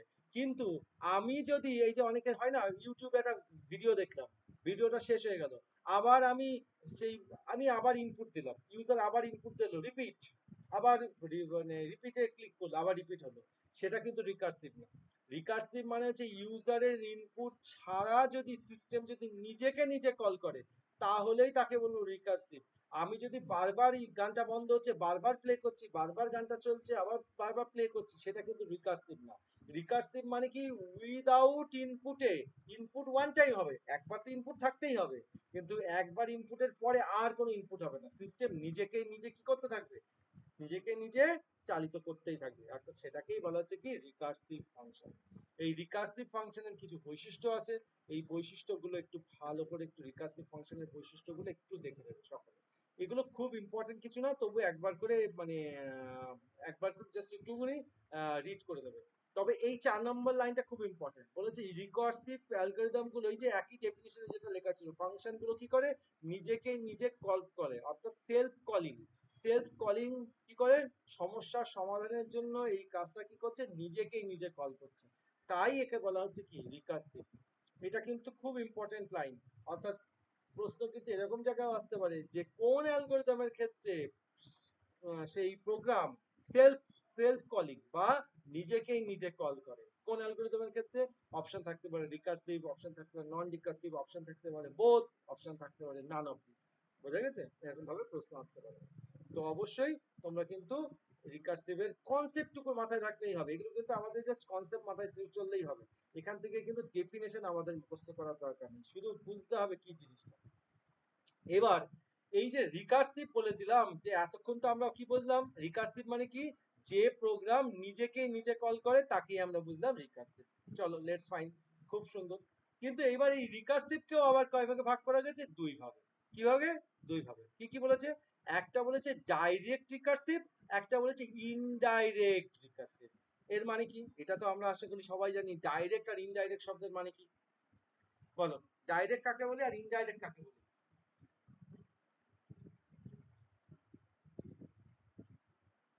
বলো, ডাইরেক্ট কাকে বলে, ইনডাইরেক্ট কাকে বলে। স্যার ডাইরেক্ট মানে সরাসরি, আর ইনডাইরেক্ট মানে সরাসরি না। যেমন একটা উদাহরণ দাও, তাহলে বোঝা যাবে।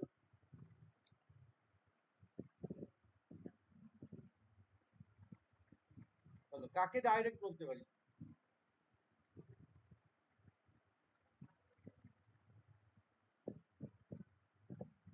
আচ্ছা, আমি একটা উদাহরণ দিই, তোমরাই বলবে এটা কোনটা ডাইরেক্ট হতে পারে বা কোনটা ইনডাইরেক্ট হতে পারে। বোঝা গেছে, ধরো মনে করো যে কারো ধরে নাও, বাবা বা মায়ের মধ্যে কথা হচ্ছে না, ঠিক আছে, এখন বাবা, দেখা গেল তোমার মা বাবাকে খেতে দিয়েছে, মা বাবার সঙ্গে কথা বলছে না, ঝগড়া করেছে, এবার তোমাকে বললো যা তোর বাবাকে গিয়ে বল খেতে দিয়েছে। তাহলে এই যে এটা একটা ইনস্ট্রাকশন, এই ইনস্ট্রাকশনটাকে কি ডাইরেক্টের মধ্যে ফেলবো না ইনডাইরেক্টের মধ্যে ফেলবো? ইনডাইরেক্ট। আলটিমেটলি মা কি চাইছিল, বাবাকেই বলতে যে খেতে দিয়েছে, কিন্তু মা বলেছে অন করেছে বাবার সঙ্গে কথা বলবে না, কিন্তু বার্তা তো পৌঁছাতে হবে, তাহলে পৌঁছাতেও কার কার দ্বারা হলো, তোমার দ্বারা হলো। তাহলে তুমি এখানে কিসের ভূমিকা পালন করলে, ডাইরেক্ট না ইনডাইরেক্টের ভূমিকা? ইনডাইরেক্ট। ইনডাইরেক্টের ভূমিকা। অথচ যদি মা যদি সরাসরি বাবাকে বলতে খেতে দিয়েছি খেতে আসো, তাহলে ওটা কি হতো, ওটা কিন্তু ডাইরেক্ট। অর্থাৎ ডাইরেক্ট মানে যখন কোনো প্রোগ্রাম, তাহলে দুটো জিনিসের মধ্যে কি হচ্ছে, এক্সিকিউশনটা সরাসরি হচ্ছে, সেটা হচ্ছে ডাইরেক্ট। ইনডাইরেক্ট মানে হচ্ছে একটা ভায়া হয়ে যাওয়া, কোনো একটা ভায়া হয়ে যখন যাচ্ছে, সেটাকে আমরা কার মধ্যে ফেলতে পারি, ইনডাইরেক্টের মধ্যে ফেলতে পারি। তাহলে দেখো, এবার চলে আসি ডাইরেক্ট রিকার্সিভের ডেফিনেশনে। বলছে যখন কোনো অ্যালগরিদম নিজের প্রোগ্রাম কোডে বা বডিতে নিজেকেই কল করে, তাকেই বলা হচ্ছে রিকার্সিভ। অর্থাৎ ওই একটু আগে অ্যাকচুয়ালি আমরা যে রিকার্সিভ অ্যালগরিদম যেটা আমরা এতক্ষণ পড়ে এসেছি, এই ওই যে নরমাল যে অ্যালগরিদম, সেটাই হচ্ছে ডাইরেক্ট। বুঝে গেছে?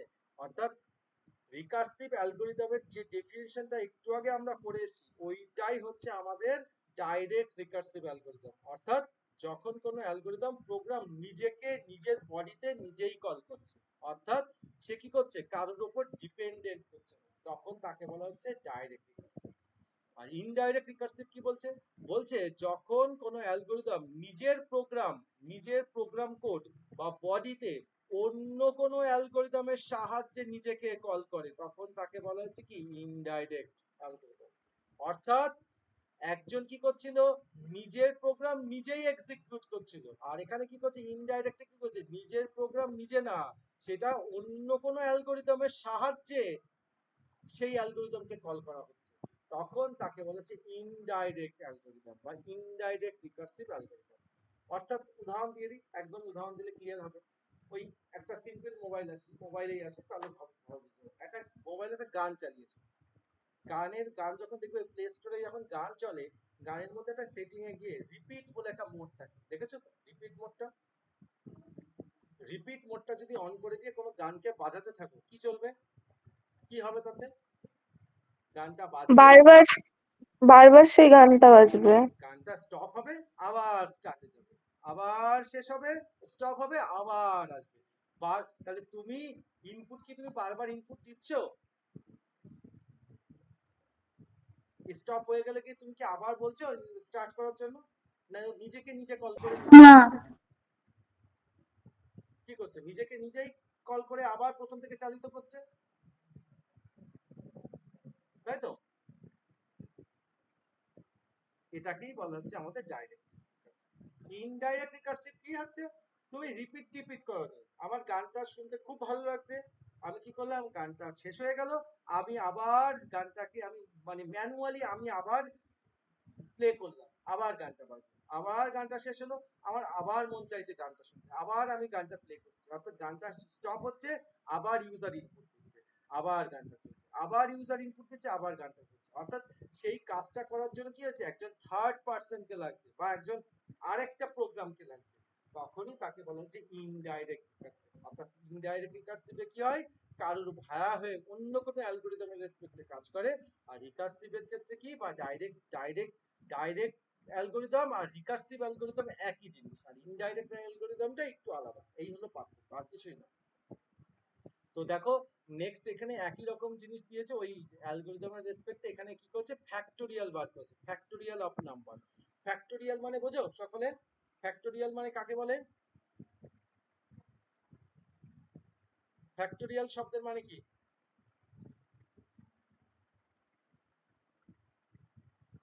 ফ্যাক্টোরিয়াল বলো, ফ্যাক্টোরিয়াল বলতে কি বোঝো, দেখো এই উদাহরণ দেখে তো আশা করি ক্লিয়ার হয়ে যাওয়া উচিত, এইটা মানে কি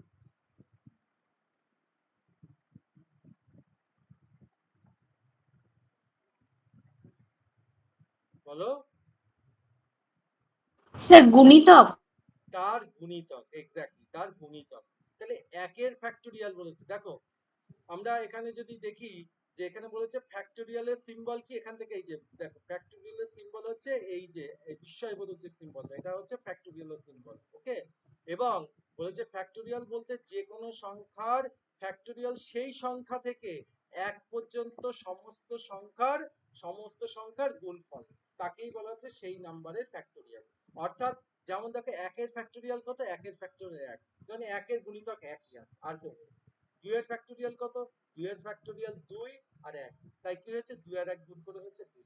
3 এর ফ্যাক্টোরিয়াল কি কি এসছে দেখো, 3 এর ফ্যাক্টোরিয়াল 3 এসছে, 2 এসছে, 1 এসছে, অর্থাৎ এইগুলোর গুণ করলে কি এসছে 3 3 দুগুণ 6, 6 এর সঙ্গে 1 গুণ করলে 6 এসছে, তাই 6 এসছে।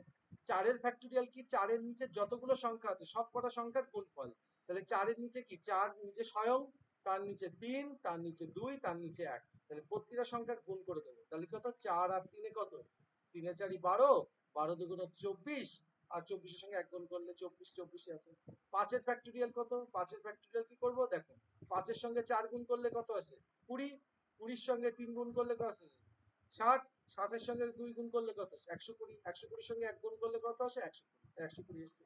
সেম একই রকম 6 এর ফ্যাক্টোরিয়াল, সেম একই রকম যদি বলি 7 এর ফ্যাক্টোরিয়াল কত হবে, কত হবে বলো তো 7 এর ফ্যাক্টোরিয়াল, 7 গুণ 6 গুণ 5 গুণ 4 গুণ 3 গুণ 2 গুণ 1, এটা আসবে 7 এর ফ্যাক্টোরিয়াল। তাহলে 7 এর ফ্যাক্টোরিয়াল কত আসবে, কি করব এগুলো গুণ করব, গুণ করলে কত আসবে দেখো, গুণটা করে দেখতে হবে। জেনারেলি এই যে 6 এর ফ্যাক্টোরিয়াল কত ছিল, 6 তো আমরা বার করে রেখেছিলাম, এখান থেকে এই পর্যন্ত ছিল কত 720, 720, আর এর সঙ্গে কত গুণ করব 7, তাহলে 720 এর সঙ্গে 7 গুণ করলে যেটা আসবে সেটা হবে 7 এর। ওকে,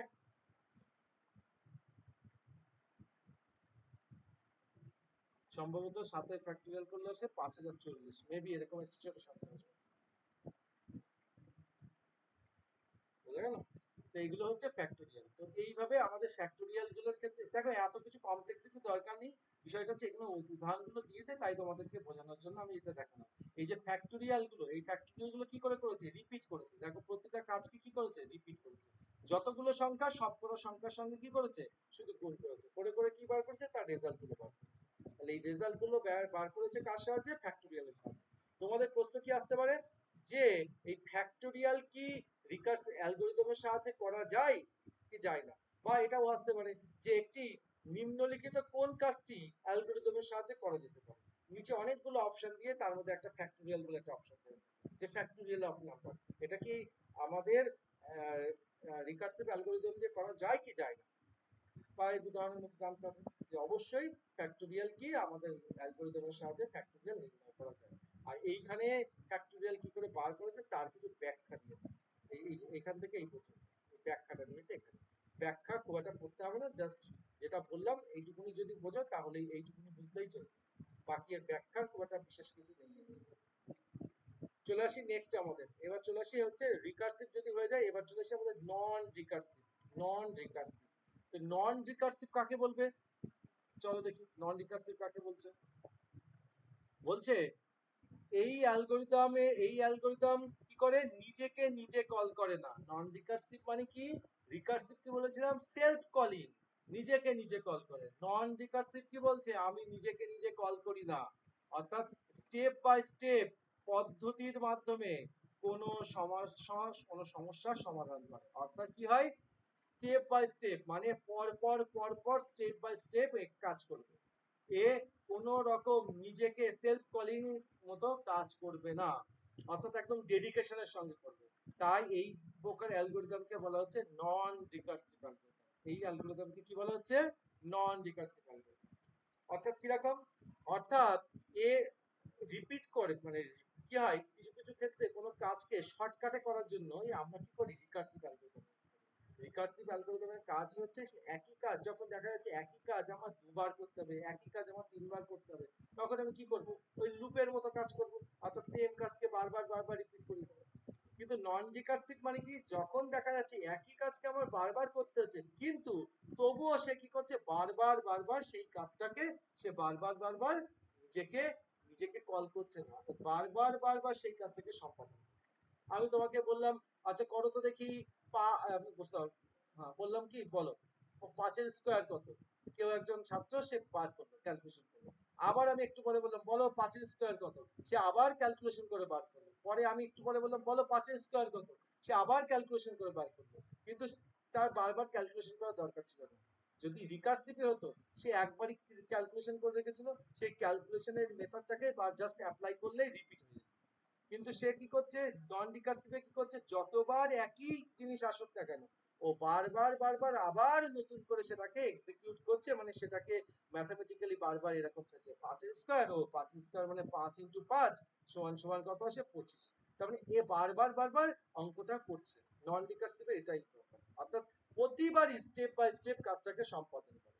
তো এই যদি হয়, তাহলে যদি এখান থেকে একটা প্রশ্ন আসে যে রিকার্সিভ অ্যালগরিদম দ্রুত কাজ করে না নন রিকার্সিভ অ্যালগরিদম দ্রুত কাজ করে, বলো তো?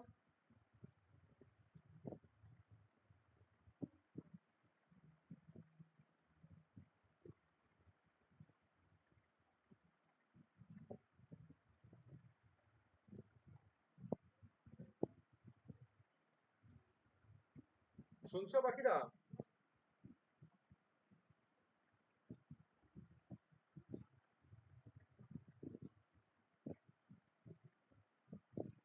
প্রত্যেকে মন দিয়ে একটু শোনো। হ্যাঁ স্যার শুনছি। আচ্ছা আচ্ছা, তো দেখো তাহলে রিকার্সিভ অ্যালগরিদমের ক্ষেত্রে কি ইউজ করছে আমরা এখানে, রিকার্সিভ অ্যালগরিদমের ক্ষেত্রে একই কাজকে বারবার বারবার রিপিট করব। এই রিপিট করার জন্য কি করা হচ্ছে আমাদেরকে, অর্থাৎ সেখানে একটা লুপ ইউজ করছি। অর্থাৎ লুপ মানে কি, আমাদের অ্যালগরিদমের মধ্যে সাধারণত 3 ধরনের লুপ চলে। একটা হচ্ছে ফর লুপ, একটা বলছে হোয়াইল লুপ, একটা হচ্ছে ডু হোয়াইল লুপ। খুব ইম্পর্টেন্ট লাইন, কিন্তু এখান থেকে কিন্তু প্রশ্ন আসে। আমাদের নন রিকার্সিভ অ্যালগরিদমের মধ্যে কোন কোন লুপ ব্যবহার করা হয়, খুব ইম্পর্টেন্ট পার্ট, আন্ডারলাইন করে রাখবে। কি কি? ফর লুপ, হোয়াইল লুপ আর ডু হোয়াইল লুপ। এই তিনটে জিনিস কার মাধ্যমে হয়? এই তিনটে জিনিস হয় হচ্ছে আমাদের নন রিকার্সিভ অ্যালগরিদম। অর্থাৎ এই কাজটা করা যায় কার সাথে, একই রকম কাজটা করা যায় আমাদের নন রিকার্সিভ অ্যালগরিদম। সেম কাজটা কিন্তু আমাদের রিকার্সিভ অ্যালগরিদমে করা যায়, কিন্তু এখন আমরা কি করছি, নন রিকার্সিভ করছি। তো এই নন রিকার্সিভ অ্যালগরিদমের ক্ষেত্রে যদি দেখি, এই নন রিকার্সিভ অ্যালগরিদমের ক্ষেত্রেও কিছু বৈশিষ্ট্য আছে, সেই বৈশিষ্ট্যগুলো দেখতে হবে। নন রিকার্সিভ, এই যে নন রিকার্সিভ অ্যালগরিদম, এই নন রিকার্সিভ অ্যালগরিদম যেমন বলেছে, নন রিকার্সিভ অ্যালগরিদম যেহেতু স্ট্যাক ব্যবহার না করে, মানে করে না, তাই রিকার্সিভ অ্যালগরিদম থেকে কম স্থান অধিকার করে। এবার এখানে একটা জিনিস আছে স্যার, স্ট্যাক কি জিনিস? অ্যাকচুয়ালি পরে আমরা জানবো, আপাতত একটু জেনে রাখো। স্ট্যাক হচ্ছে একটা মেমোরি, কম্পিউটারের মধ্যে এটা একটা মেমোরির মতো কাজ করে। স্ট্যাক একটা মেমোরি, অর্থাৎ এখানে মেমোরি ইউজ করে, ফলে কি করছে, সব জায়গায় কাজ করতে পারে। এটা হচ্ছে নন রিকার্সিভ অ্যালগরিদমের সুবিধা আর একটা মানে বৈশিষ্ট্য। তারপর বলেছে নন রিকার্সিভ অ্যালগরিদম কি করছে, যেহেতু স্ট্যাক ব্যবহার করে না, তাই স্ট্যাক ওভারফ্লো হওয়ারও ঝুঁকি থাকে। ওভারফ্লো মানে কি? ওভারফ্লো মানে হচ্ছে মেমোরি ফুল হওয়ার কোনো জায়গা নেই। অর্থাৎ আমি যেখানে মোবাইলে, যেখানে আমি মেমোরি ইউজ করছি না, তার আবার ওভারফ্লোর জায়গা। ওভারফ্লো মানে কি? ওভারফ্লো মানে হচ্ছে ভরে যাওয়া, বুঝে গেছে? ওভারফ্লো মানে হচ্ছে ভরে যাওয়া। যে যার কাছে মেমোরিই নেই, তার আবার কিসের ওভারফ্লো? তো ব্যাপারটা হচ্ছে এরকম। তো এটাই বলা হচ্ছে নন রিকার্সিভ অ্যালগরিদম। তো এরকম নন রিকার্সিভ অ্যালগরিদমের ক্ষেত্রে বাকি আরো সুবিধা আছে, এগুলো একটু দেখে নেবেন। এগুলো খুব বেশি ইম্পর্টেন্ট লাইন নয়, জাস্ট শুধু ডেফিনিশনটাই একটু ইম্পর্টেন্ট। ডেফিনিশন থেকেই প্রশ্ন আসতে পারে বেশি, যেগুলো আমাদের কনসেপচুয়াল, সেই কনসেপচুয়াল থেকেই প্রশ্ন আসে। এই হয়ে গেল আমাদের বেসিক্যালি মানে আমাদের হচ্ছে অ্যালগরিদম। এবার চলে আসি, দেখুন অ্যালগরিদমকে ডিজাইন করার জন্য যেটা খুব ইম্পর্টেন্ট জায়গা, যেটা আমাদেরকে জানতে হবে। এতক্ষণ তো আমরা সিম্পল অ্যালগরিদম নিয়ে আলোচনা করলাম, এবার অ্যালগরিদমকে ডিজাইন মানে এক্সিকিউট করার জন্য কিছু সিম্বল ব্যবহার করতে হয়। এই সিম্বল গুলো কিন্তু খুব ইম্পর্টেন্ট। দেখো এই পয়েন্টগুলো যেগুলো হাইলাইট করছি, তোমরা কিন্তু টেক্সট বুকে হাইলাইট করে দেবে ভালো করে। এই সিম্বল গুলো যেমন বলেছে, প্রথমে বলেছে স্টার্ট বা এন্ডিং বক্স। কি বক্স? স্টার্ট বক্স বা এন্ডিং বক্স। এই স্টার্ট বা এন্ডিং এর জন্য কি বক্স ইউজ করা হয়? এই যে এই সিম্বলটা, এই যে সিম্বলটা অ্যাকচুয়ালি এইটার প্রপার সিম্বল না, এই সিম্বলটাকে এইরকম ভাবে দেখানো হয়, এই যে এরকম, ঠিক আছে? এটাকে বলা হচ্ছে, এই সিম্বলটার নাম হচ্ছে ওভাল সিম্বল। কি বলে? ওভাল সিম্বল, একদম ডিম্বাকৃতি, ডিমের মতো দেখতে হয়, এটাকে বলা হচ্ছে ওভাল সিম্বল। এটা এই সিম্বলটা কি পারপাস ইউজ করা হয়? কোনো অ্যালগরিদমের স্টার্ট বা এন্ডিং কে বোঝানো। ঠিক একই রকম আছে ইনপুট বা আউটপুট বক্স। ইনপুট বা আউটপুট বক্স কি? এই যে এটা ইনপুট বা আউটপুট বক্সের জন্য এই সিম্বলটা ব্যবহার করা হচ্ছে, এটা এটা হচ্ছে ইনপুট বা আউটপুটের জন্য। ঠিক একই রকম পরেরটা বলেছে কি? পরেরটা বলেছে প্রসেসিং বক্স। প্রসেসিং বক্সের জন্য দেখো এই যে বক্সটা ইউজ করেছে, এটা এই যে প্রসেসিং বক্স। তারপরে বলছে ফ্লো লাইন। ফ্লো লাইন মানে কি? জাস্ট অ্যারো সিম্বল, এটা হচ্ছে ফ্লো লাইন। তারপরে বলছে ডিসিশন বক্স। ডিসিশন বক্স মানে কি বলে দিচ্ছি দেখো, যে বক্সে কি আমরা কোনো শর্তের উপরে ডিসাইড করে আমরা আমাদের ট্রু ফলস ডিসাইড করতে পারি, অর্থাৎ কোনো একটা কন্ডিশন, সেই কন্ডিশন যেখানে অ্যাপ্লাই করা হবে তখন এই ডিসিশন মেকিং বক্স, এই বক্সটার নাম কি? Decision making. আর তারপরে বলেছে, এটা বলেছে কি? কানেক্টর। কানেক্টর মানে কি? যদি কখনো অ্যালগরিদম কোনো পৃষ্ঠায় না ধরে, সেটা আমরা এই কানেক্টর ইউজ করি। কানেক্টর খুব একটা ব্যবহার করা হয় না, তো কানেক্টর নিয়ে অত মাথা ব্যথা করার ব্যাপার নেই। এই প্রথম এই পাঁচটা জিনিস খুব ভালো করে জানতে হবে, এই পাঁচটা আমাকে ডায়াগ্রামের এই পাঁচটা সিম্বল খুব ভালো করে জানতে হবে। এই সিম্বল কি আবার একটু ক্লিয়ার করি। সিম্বল যেরকম কোনো যদি ইঞ্জিনিয়ার, যে সে তাকে যদি বাড়ি বানানোর জন্য ডিজাইন করতে দেওয়া হয়, সে যেরকম বেডরুমের জন্য একটা সিম্বল, সে যেমন কিচেনের জন্য একটা সিম্বল, ড্রয়িং রুমের জন্য একটা সিম্বল ব্যবহার করা হয়। সিম্বল মানে কি? সে যে মিস্ত্রি বা যে যখন ওই ডিজাইনটা দেখবে, সে যাতে দেখে পরিষ্কার বুঝতে পারে যে ও এটা এই সিম্বলটা ও এটা বেডরুমের জন্য হবে, তাহলে এখানে আমাকে বেডরুম বানাতে হবে। ও এই সিম্বলটা কিচেনের জন্য, তাহলে এটা কিচেনের জন্য। এই সিম্বলটা লিভিং রুমের জন্য, এটা লিভিং রুমের। এই সিম্বলটা ব্যালকনির জন্য, তাহলে ব্যালকনির ক্ষেত্রে। তাহলে এগুলো হচ্ছে বিভিন্ন সিম্বল, সাংকেতিক চিহ্ন। ঠিক একই রকম আমাদের অ্যালগরিদমের ক্ষেত্রেও এগুলো হচ্ছে সাংকেতিক চিহ্ন। এই সাংকেতিক চিহ্ন থেকে কিন্তু 100% প্রশ্ন আসবে, খুব ইম্পর্টেন্ট এই বক্সটা। ভালো করে কিন্তু এই বক্সটা পড়ে নেবে, যে কোনটার জন্য কি প্রতীক সিম্বল ব্যবহার করা হয়। যেমন এই যে প্রথমটা বলেছে কোনটা শুরু শেষের জন্য, কোনটা তথ্যের ফলাফল বা আউটপুটের পাওয়ার জন্য, কোনটা ক্যালকুলেশন করার জন্য। ক্যালকুলেশন মানে প্রসেস, প্রসেস মানে কি? ক্যালকুলেশন, যেমন যোগ, বিয়োগ, গুণ, ভাগ ইত্যাদি, এই কাজগুলো করা হয় কার সাহায্যে? এই প্রসেস বক্সের মধ্যে। তারপরে বলেছে এটা কি? এটা হচ্ছে অ্যারো সিম্বল, অর্থাৎ দিক নির্দেশ করার জন্য। তারপরে বলেছে কোন কন্ডিশন চেক করার জন্য, এটা হচ্ছে ডিসিশন মেকিং বক্স। এই সিম্বল গুলো কিন্তু খুব ইম্পর্টেন্ট, সিম্বলটা কিন্তু ভালো করে দেখে নেবে। এইবার দেখো চলে আসে, এইবার যদি আমরা দেখি অ্যালগরিদমের ক্লাসটা। দেখো এখানে একটা বলেছে কি, এখানে দুটো সংখ্যার যোগফল নির্ণয় করতে বলেছে। দুটো সংখ্যার কি করতে বলা হচ্ছে? যোগফল নির্ণয় করতে বলেছে। তার এখানে কি করেছে? সরি, এখানে দুটো নয়, অ্যাকচুয়ালি এখানে 1 2 3 তিনটে সংখ্যা দেওয়া আছে, তিনটে সংখ্যার যোগফল নির্ণয় করতে বলা হচ্ছে। সেই যোগফল নির্ণয়টাকে কি করেছে? অ্যালগরিদমে ডিজাইন করেছে। এবার একটু ভালো করে দেখো অ্যালগরিদমের, আমি প্রত্যেকটা লাইন কিন্তু বুঝিয়ে দিচ্ছি। প্রথম এই যে লাইনটা দেখতে পাচ্ছ, এটা কি লাইন? এটা কি লাইন? এটা হচ্ছে স্টার্ট।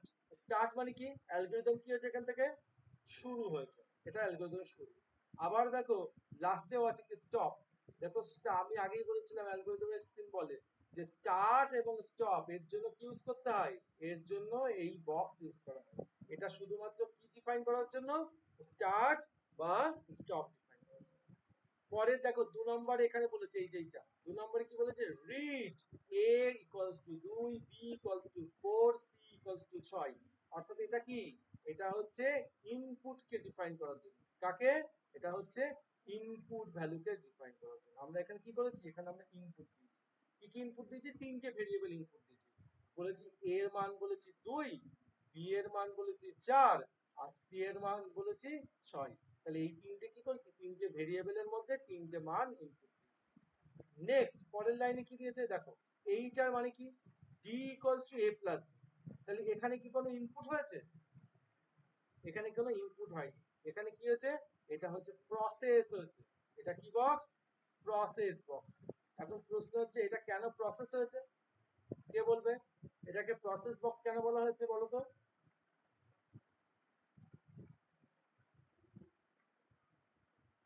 এটা প্রসেস বক্সে কেন ফেলা হয়েছে?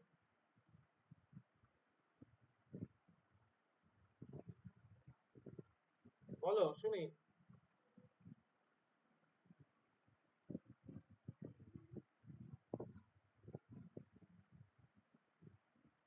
বলো কেউ একজন।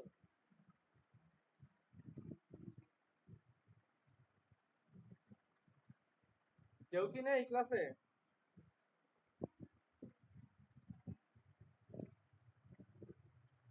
হ্যালো,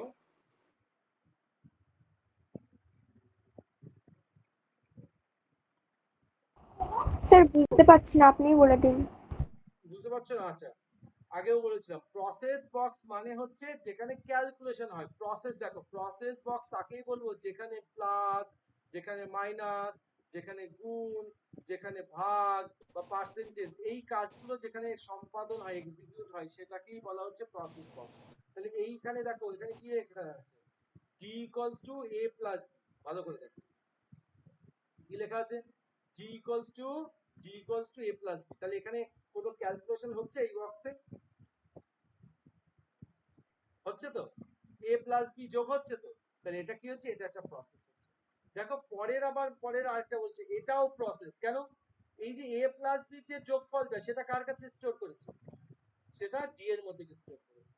পরে আবার একটা মান দিয়েছে কি d প্লাস c, অর্থাৎ d এর যে মানটা পেলাম সেই মানের সঙ্গে আবার c যোগ করব, করে কার মধ্যে রাখবো সেই মানটাকে? আবার সামের মধ্যে রাখছি। সেটা কি করছে? আবার সামের মধ্যে রাখছি। তার মানে এখানেও কি হচ্ছে? এখানেও আমার ক্যালকুলেশন হচ্ছে। তাহলে এটাও কি? এটাও আমার এক ধরনের প্রসেস বক্স, এটাও আমার প্রসেস বক্স। আর লাস্টে দেখো এখানে কি বলেছে? প্রিন্ট সাম, অর্থাৎ এই যে সাম যে ভেরিয়েবলটা আছে, এই যে সাম ভেরিয়েবলটা, এই ভেরিয়েবলের মান কি করো? প্রিন্ট করো। তাহলে এখানে কিন্তু কোনো প্রসেস হচ্ছে না। এখানে কি বলেছে? এখানে এটা হচ্ছে জাস্ট আউটপুট। এটা কি হলো? এটা হলো আউটপুট হলো। আর উপরের এই বক্সটা দেখো, এটা কি ছিল? এটা ছিল ইনপুট। আর এটা কি আসলে? এটা হচ্ছে আউটপুট। তাহলে ইনপুট আউটপুটের জন্য দেখো সেম বক্স, প্রসেসের জন্য দেখো সেম বক্স, আর স্টার্ট আর স্টপ এদের জন্য দেখো সেম বক্স। দেখতে পাচ্ছ? ক্লিয়ার? এগুলোই হচ্ছে আমাদের কি? এগুলোই হচ্ছে আমাদের অ্যালগরিদম। যে কোনো অ্যালগরিদমকে ডিফাইন করার জন্য তার কিছু বিশেষ সিম্বল, এই সিম্বল গুলো অনুযায়ী বাকিও আরো অনেক অ্যালগরিদম আছে, সেই অ্যালগরিদম গুলো এখানে ডিসাইড করা আছে। চলো এই অ্যালগরিদমটা দেখিয়ে দিচ্ছি, দেখিয়ে দিলে আজকে ক্লাস এখানে শেষ করবো। আমাদের লাস্ট অ্যালগরিদম দেখো, এই অ্যালগরিদমটার মধ্যে কি আছে? এই অ্যালগরিদম একটা সিম্পল কাজ করছে, অর্থাৎ এই অ্যালগরিদমের মধ্যে বড় বা ছোট ডিসাইড করতে হবে। বুঝা গেছে? বড় বা ছোট ডিসাইড করতে হবে।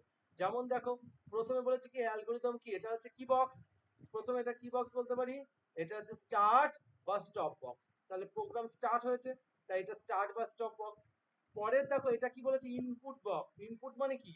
ইনপুট মানে হচ্ছে এখানে দুটো ভেরিয়েবল নিচ্ছি, একটা দিয়েছি x, একটা দিয়েছি y।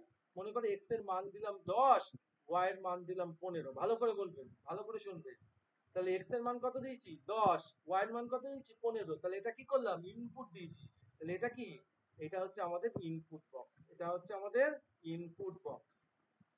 এই ইনপুট বক্সের মানটা কার কাছে গেছে? মানটা এইবার কার কাছে এসেছে? এবার এসেছে প্রসেস। এটা হচ্ছে কি? Decision making box. এটাকে কি বলেছি? Decision making box. প্রশ্ন হচ্ছে কেন এটাকে ডিসিশন মেকিং বক্স বলা হচ্ছে? কারণ এখানে দাঁড়িয়ে এই বক্স কি করবে? কোন শর্ত সাপেক্ষে কাজ করে। ডিসিশন মেকিং বক্স কিভাবে কাজ করে? শর্ত সাপেক্ষ। তাহলে দেখো এখানে শর্ত কি দিয়েছে? x এর মান কত দিয়েছি? x এর মান দিয়েছি 10, y এর মান কত দিয়েছি? y এর মান দিয়েছি 15। এখানে কি বলছে? 10 15 থেকে বড়। এটা কি সত্য না মিথ্যে? এই লাইনটার মান কি বলছে? 10 15 থেকে বড়, এটা কি সত্য না মিথ্যা? এই স্টেটমেন্টটা মিথ্যা। মিথ্যা। কেন? মিথ্যে। তার মানে এটা কি ফলস হবে না ট্রু হবে? ফলস। ফলস। ফলস। যখনই ফলস হবে তখন ও কোথায় চলে যাবে? এই ডিসিশন মেক। দেখো এই যে ডিসিশন মেকিং বক্স থেকে দুটো রাস্তা খোলা আছে। যদি ট্রু হয়, যদি ট্রু হয় সে ইয়েস এর দিকে যাবে, আর যদি ফলস হয় তাহলে সে বাঁ দিকে যাবে। বোঝা গেছে? অর্থাৎ ঠিক একই রকম, তুমি দেখা গেল তুমি একটা তোমার জীবনের টার্গেট, যে তুমি দেখা গেল বলছো যে আমি এখন এইচএস এর পরে জেই মেন দেবো বা জেই অ্যাডভান্স দেবো। যদি অ্যাডভান্সে আমি আইআইটি পেয়ে যাই তাহলে আমি ওইদিকে যাবো, আর যদি আইআইটি না পাই তাহলে আমি নর্মাল কলেজে ভর্তি হয়ে যাবো। ঠিক আছে? তাহলে কি দেখি ওটা তুমি একটা নির্দিষ্ট একটা তোমার টার্গেট বা অ্যাচিভমেন্ট করেছো, সেই অ্যাচিভমেন্ট যদি ফুলফিল হয় তাহলে তোমার রাস্তা একদিকে হবে, আর যদি সেটা তুমি অ্যাচিভ না করতে পারো তাহলে তোমার রাস্তা আরেক দিকে হবে। ঠিক একই রকম এটাকেই বলা হচ্ছে ডিসিশন মেকিং বক্স। অর্থাৎ ডিসিশন মেকিং বক্স তাকেই বলবো যে বক্সে দাঁড়িয়ে কোনো কিছু আমাকে ডিসাইড করতে হবে। তাহলে এই যে কন্ডিশন দিয়েছি, এই যে এক্স আর ওয়াই এর মান দিয়েছি, তাহলে দেখো এখানে এটাও একটা প্রিন্ট আছে, এটাও একটা প্রিন্ট আছে। তাহলে আমার প্রশ্ন হচ্ছে এখানে কার মান প্রিন্ট হবে, এক্স এর মান না এখানে ওয়াই এর মান প্রিন্ট হবে? প্রিন্ট এক্স না প্রিন্ট ওয়াই, কার মান প্রিন্ট করবে? Print Y. প্রিন্ট ওয়াই, একদম। কেন ওয়াই কেন? কারণ এই কন্ডিশন কি করেছে, ফলস খেয়েছে। ফলস হওয়ার জন্য কি এসছে, এই যে ফলস মানে নো, বাদিকে চলে এসছে। কন্ডিশন যদি ট্রু আসতো তাহলে ডান দিকে আসতো। ওকে, কন্ডিশন যদি ট্রু আসতো, আমি একটু ইয়ে করে দিচ্ছি।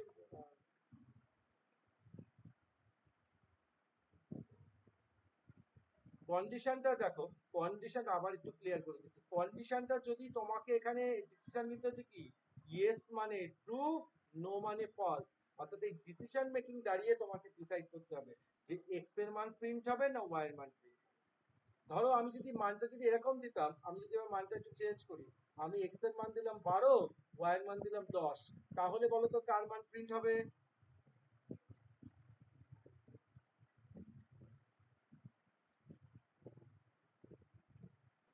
এক্স এর মান। তাহলে স্যার এক্সেল। তার মানে কি এক্স এর মানে কি এখানে বোঝাচ্ছে কি 12 গ্রেটার দেন 10, 10 এর থেকে 12 বড়। তাহলে বড় তো, বাস্তবে এই কন্ডিশনটা ট্রু, ট্রু হয়েছে। যখন ট্রু হবে ও ডান দিকে চলে আসবে। ডান দিকে মানে কি, ও যখন এক্স এর মান প্রিন্ট করবে। ওকে, আচ্ছা আলটিমেটলি প্রিন্ট, এবার প্রশ্ন হচ্ছে দুটোই কি প্রিন্ট করবে? না, যে কোনো একটা প্রিন্ট করবে। তাহলে আলটিমেটলি যাই প্রিন্ট করে করুক, করে কি আসবে, লাস্ট এসে কোথায় আসবে? লাস্ট এসে আসবে হচ্ছে কোথায়? স্টপ বক্সে। লাস্ট এসে আসবে হচ্ছে স্টপ। আমরা কোথায় আসবো? লাস্টে হচ্ছে আমাদের প্রোগ্রাম কি আছে, এখানে এন্ড হলো, তাই লাস্টে আসবো আমরা স্টপ। তাহলে দেখো এই প্রথম বক্সটা কি ছিল, প্রথম বক্সটা এইটা ছিল কি, এইটা ছিল আমাদের স্টার্ট বক্স। পরেরটা বলেছে কি, এই নেক্সট দ্বিতীয়টা কি ছিল, এটা হচ্ছে ইনপুট বক্স। পরেরটা কি ছিল, এটা ছিল আমাদের আউটপুট বক্স। এই সরি, আউটপুট নয়, এটাকে বলা হচ্ছিল, এটা হচ্ছে আমাদের ডিসিশন মেকিং বক্স। আর এই যে দুটো, ডান দিকে একটা আছে, এটাও একটা আউটপুট বক্স, এটাও একটা output box. Input output box কি আছে এখানে ব্যবহার করা হয়েছে, এখানে স্টার্ট বা স্টপ বক্স ব্যবহার করা হয়েছে, এখানে ডিসিশন মেকিং বক্সও কিন্তু ব্যবহার করা হয়েছে। বোঝা গেল? এছাড়া আর কিছুই না। আমাদেরকে কি আসতে পারে, আমাদেরকে যেটা আসতে পারে, এরকম একটা অ্যালগরিদমের ছবি দিয়ে দেওয়া এবং পরিষ্কার ভাবে এরকম একটা অ্যালগরিদম আমাদের সামনে লেখা থাকতে পারে। এই অ্যালগরিদমটা প্রশ্ন দেওয়া আছে, অ্যালগরিদমটা দেওয়া আছে। অ্যালগরিদমের প্রশ্ন এত বড় একটা প্রশ্ন দিয়েছে, 4টে অ্যালগরিদমের ছবি দেওয়া থাকবে, দিয়ে বলবে নিম্নলিখিত গুলির মধ্যে কোন অ্যালগরিদমটি এই প্রোগ্রামকে সম্পাদন করার জন্য সঠিক অ্যালগরিদম। ব্যাপারটা বোঝা গেছে? তাহলে তোমাকে কি করতে হবে, এই প্রোগ্রামের অ্যালগরিদমের প্রতিটি লাইনকে ভালো করে রিড করতে হবে, করে তোমাকে ডিসাইড করতে হবে যে অরিজিনাল অ্যালগরিদম কোনটা সঠিক। ক্লিয়ার? বলো, হ্যাঁ বুঝছো স্যার। তোমাকে? আচ্ছা, বাকিরা? হ্যাঁ স্যার। তো যদি সকলে, হ্যাঁ, ওকে, ঠিক আছে। তো যদি বুঝে যদি থাকো তাহলে খুবই ভালো। তো আজকে হয়তো এর বেশি আর অনেকক্ষণ সময় হয়ে গেছে, আজকে আর ক্লাস কন্টিনিউ করতে পারছি না। তো